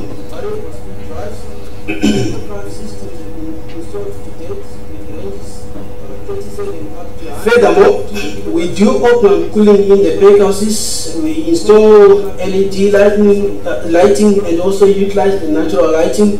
We also do solar installations. This is, you can see on the photo, is one of our projects. We also did the skills development such as the certified energy management courses and the SABI, which is the irrigation designer courses, among others.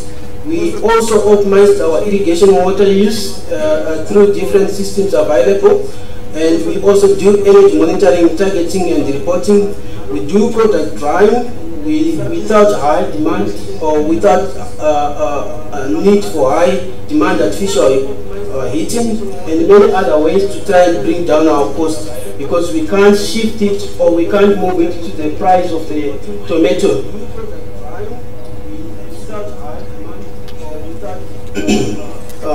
Let me say all stages of the agricultural value chain, they depend on an electricity supply which is reliable, of good quality, well supported and maintained, and affordable. In reality, we get a lot of unplanned outages. There's load shedding, which is also not planned or uninformed. There's poor voltage symmetry or quality. There's fluctuating voltages, and in the end, in the farm, what we find is something like this. We lost these pumps within 1 week after a poor quality from ESCOM supply. If you want to claim this, there is no successful claim that we have come across so far.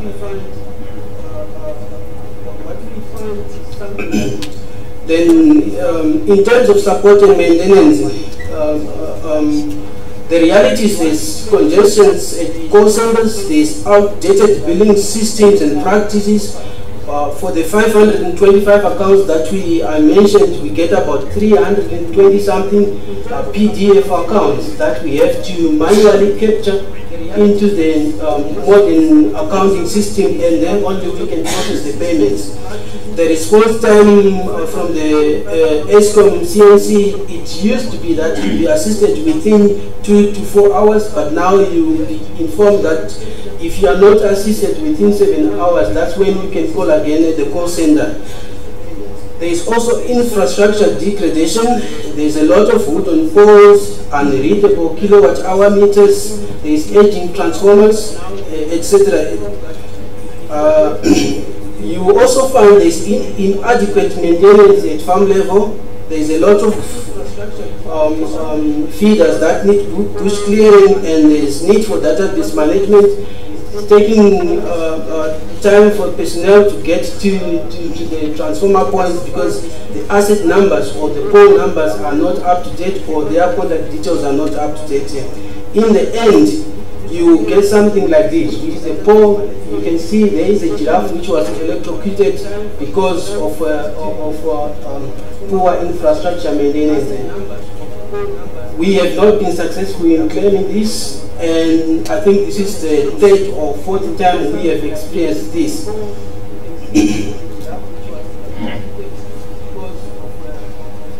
If no stable electricity supply, the impact could also include reduced production yield due to insufficient irrigation. The equipment and appliance damage and replacement cost will skyrocket. Let me explain further here. In the olden days, the installation of a simple bore was plus or minus 2,000, 3,000, which was a switch, overload, circuit breaker, and that's all. But nowadays, because of the quality of supply that you get, you have to do all the things that you can think of protection, earth leakage protection, frequency monitoring, and you can mention them. And that cost has risen for us to plus or minus 40,000. Then the other thing is there's loss of productivity. For 3 minutes to wrap. Okay, there's a loss of productivity, there's a safety risk and additional cost to back up ESCOM supply. And also there's increased advantage cost for the farmer.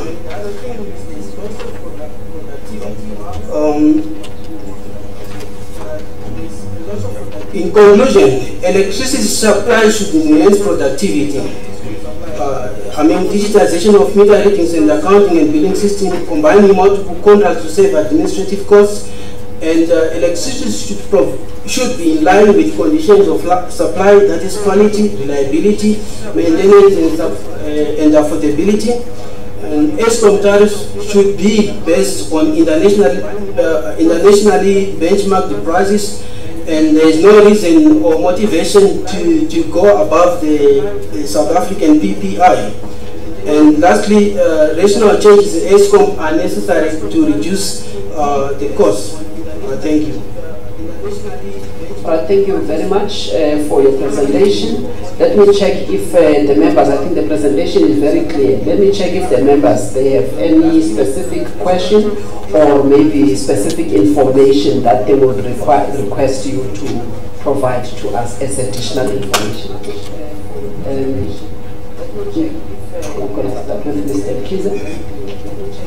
Thank you very much, Chair. Thanks, Isobel and from my side, I think it will assist us further to forward us information that pertains to the impact of the increase applied for by ESCOM on you specifically. I note, for example, slides 8 and 9, that you are looking at the increase in productivity. You're actually looking there at the percentages of increases, but not necessarily talking to the contribution to the economic, to the production cost for your facilities. So if you can provide also information that talks to the percentage of the input cost, not just the growth comparison, it will greatly assist us in that regard. And also I note that we're talking of the improvement in production, that the open field and then the optimized open field, which talks to the increase in production resulting in energy utilization going down per kilogram of output. Maybe if you can also talk to the specific improvements in the energy change, sourcing that you have in place. For example, putting renewable energy vis-a-vis fossil fuel. If you can provide the information, I think it will be of use to us. But overall, the presentation is clearly straightforward. Thank you, Mr. Nkisa. Mr. Smart. Thank you, Chairperson. So you have provided, or rather you have demonstrated how the tomato prices have increased over the past 10 years, and obviously they have not kept up to, or they have not risen in tandem with increases in the electricity tariffs. I think in addition to the impact of the tariffs on yourselves directly, we're also interested in the secondary impact on consumers, for instance. So would you be in a position to indicate what would have been the price of tomatoes had you taken 100% the increases in electricity tariffs? And then secondly, what would you consider to be an affordable tariff for your sector? And lastly, just out of interest, so one of the slides that ESCOM presented was around the customer service performance outcomes, where they survey a number of sectors, including agriculture, industry, and so forth. So what I wanted to find out is, have you ever participated in this particular survey, or have you ever heard of it, maybe from colleagues in the sector and so forth? Thank you very much.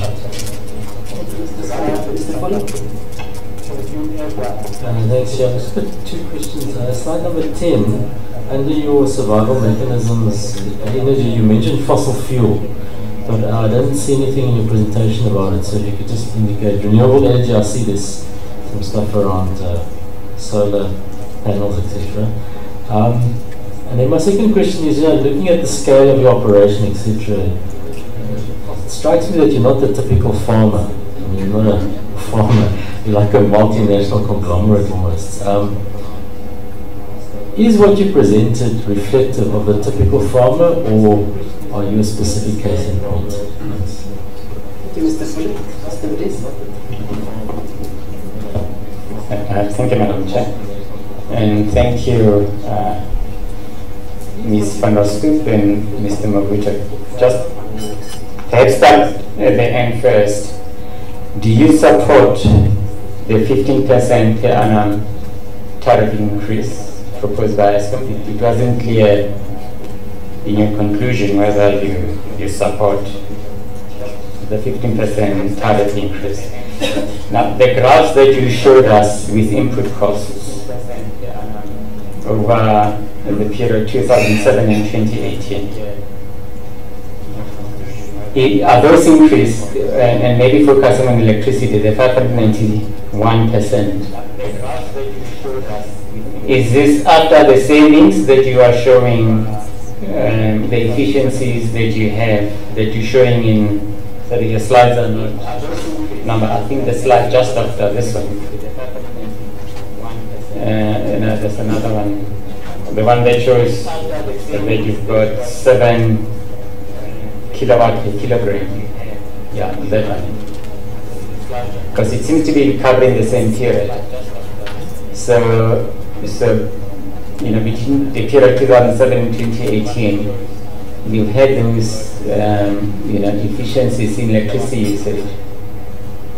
Now that cost of 981, is this just, does it include those efficiencies? It may just be that those slides where you're showing the 591 percentage increase is just the price. Is it the price, or is it just, does it include the volume? I don't know if you understand what I'm saying. Because if you, so I just want to know whether it increased the efficiencies. And then, and if you can just give us an indication of what is the percentage of grid power you're getting. I know you started, those solar panels that are on the screen. How much are you now using all these alternatives like the renewables and that? And the last question is, at what point does it become uneconomical for you to not to go completely off grid, or is it possible? Can you do your boreholes and irrigation and your pumps and all those sort of stuff with off grid power? Or do you still believe that you'll still be dependent on ESCOM? So I think here we just want to get an understanding on how elastic, what is your propensity to shift of ESCOM as tariff goes up? Okay. Thank you, Mr. Modise. Two questions, quick questions, and the rest will come in writing. I just want to understand, in terms of cost savings achieved when you implemented the survival, what you call the survival mechanisms. So if you can answer that question from the viewpoint of your own cost when you put the optimized systems in place and did other things. And then secondly, in terms of the electricity price, did you realize any cost savings from your side? Having done all of these other things, how did it impact on you in terms of the price of electricity? Then the second question is about, we're trying to understand your demand elasticities, right? If the price of electricity goes up, would you reduce the amount of consumption? Number one, that is going forward with this increase. Would you reduce it? Would you cut back on how much you use of electricity? Have you ever reduced your consumption of electricity in the past few years as a result of these increases in electricity? Detailed questions will come later. I just want to get a sense in terms of your demand elasticity graph, how it was like. Thank you.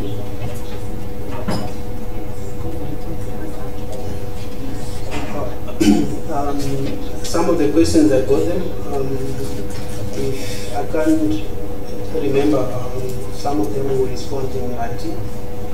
But there was a question to do with our scale. We are a farmer. We see ourselves as a farmer, but at a large scale. So I hope I answered that one very well. There was a question of fuel. Yes, we use a lot of fuel. Plus or minus, we use about 6 million liters of fuel per year. But we found it not relevant in this application that we can put the details surrounding it. Okay. Then there was a question to do whether we are comfortable with 15% per year. Plus, our answer is no. We say there is no reason or good motivation why ESCOM should go beyond the PPI. The reason why we put that this one was trying to make a motivation that it's not necessarily that anything that happens in the front and the back part of the value chain should be reflected in the equation for the price. ESCOM must come up with other mechanisms within themselves to try and bring down the need for the cost instead of just applying straight into the pricing equation. Then in terms of reduction for electricity, let me say our electricity, if we had not implemented the measures that we have taken, we should have gone beyond the 70 million that we are at. What's happening is we are busy installing the energy conservation and saving mechanisms. So the cost is staying on the same place. It's not going up, but we are staying in the same place. Any savings that we are trying to make, ESCOM is taking it away, if I can put it that way. And if we have any other, if we can rely on our own, it's something that we can consider. But I gave you an example that we've got 525 transformers. We can't install 525 generators at each and every point. It's not economical. Some of the points is for the conservancies, like my colleague showed. It's only to supply the cattle or to supply the animals, the wild animals that we have. So to have a generator to stand there and or to put solar panels with the current of current that we get in the farm, it's not really something that we can consider. But we have in mind in our energy scorecard that we have to look into something of that nature.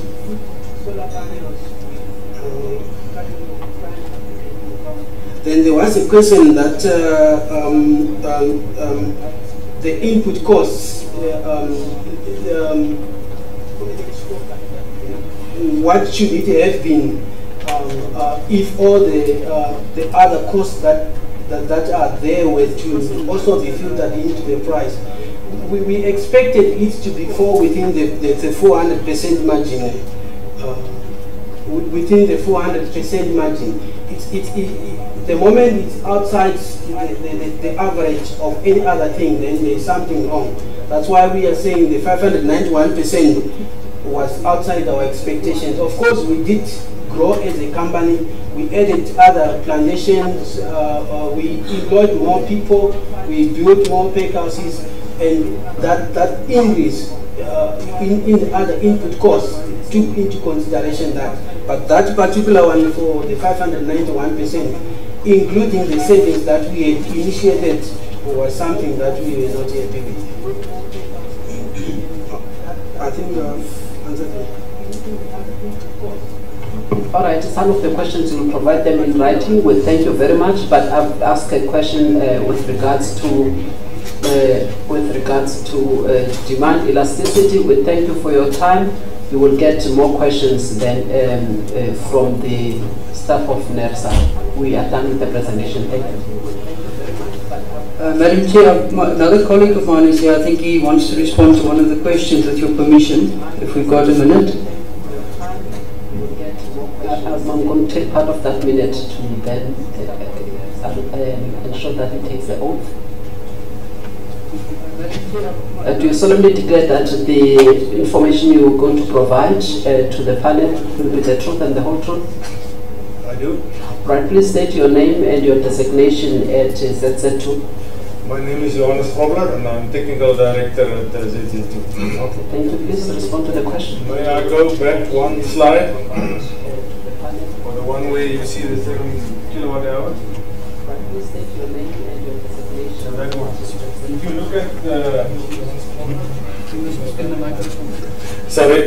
if you look there at the bottom, you'll see in terms of energy usage for a hectare of tomatoes, whether it's open field or whether it's protected net houses, we use the same number of kilowatt hours per hectare.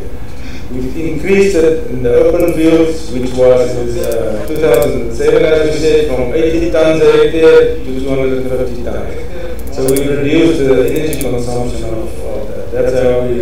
That's the improvement that we have.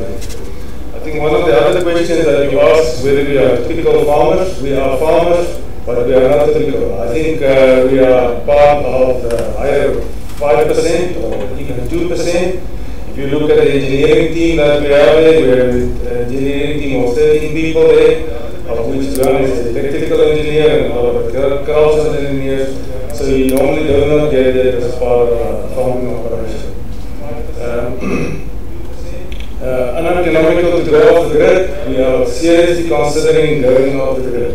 And the reason for that is that we were very scared with the strikes that we had. And if you leave a field of tomatoes with 1 river of water, that is a serious problem for us. And you lose about 10% of your revenue per day if you do that.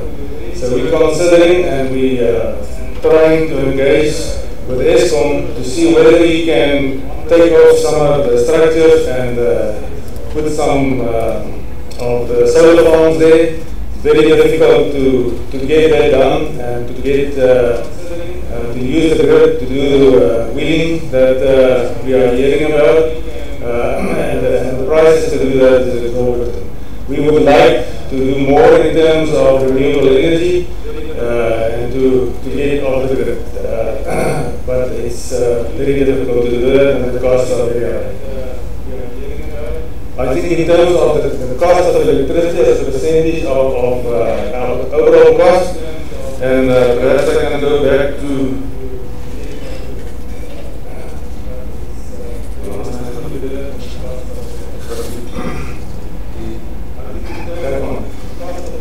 if you look at the cost there, the fuel and the electricity, both of them are about between 7 and 10% of the total cost.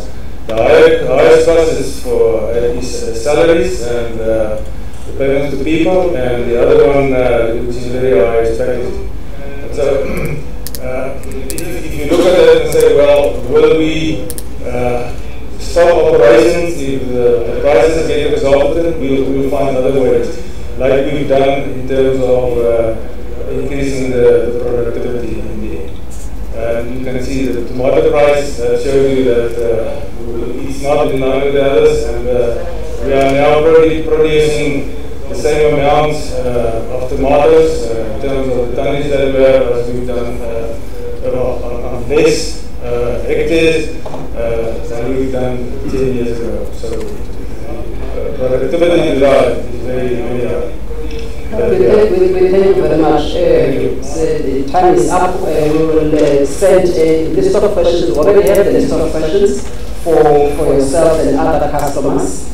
And when we try to find out what will your reaction be should the price increase by an additional 20%, for instance. Would you still consume the same volumes of electricity? Or would you switch? No, we will definitely not. You will get it in writing, all of those, and nicely detailed, and then you will respond in writing. All right, we'll do that, and thank you. But the problem, I'll just say, there's 10,000 people that are dependent on this operation and get their monthly salaries. We're considering reducing that if the price of electricity or other is doing that. That 10,000 people is supporting every one of them between 5 and 8 people. So the effect, knock-on effect, we reduce the people very high. Thank you very much. Thank you, sir, for your time. We go to break for tea, and the tea break will take 15 minutes. 15 minutes for tea break, and I will request everyone to come back in time, please. Thank you.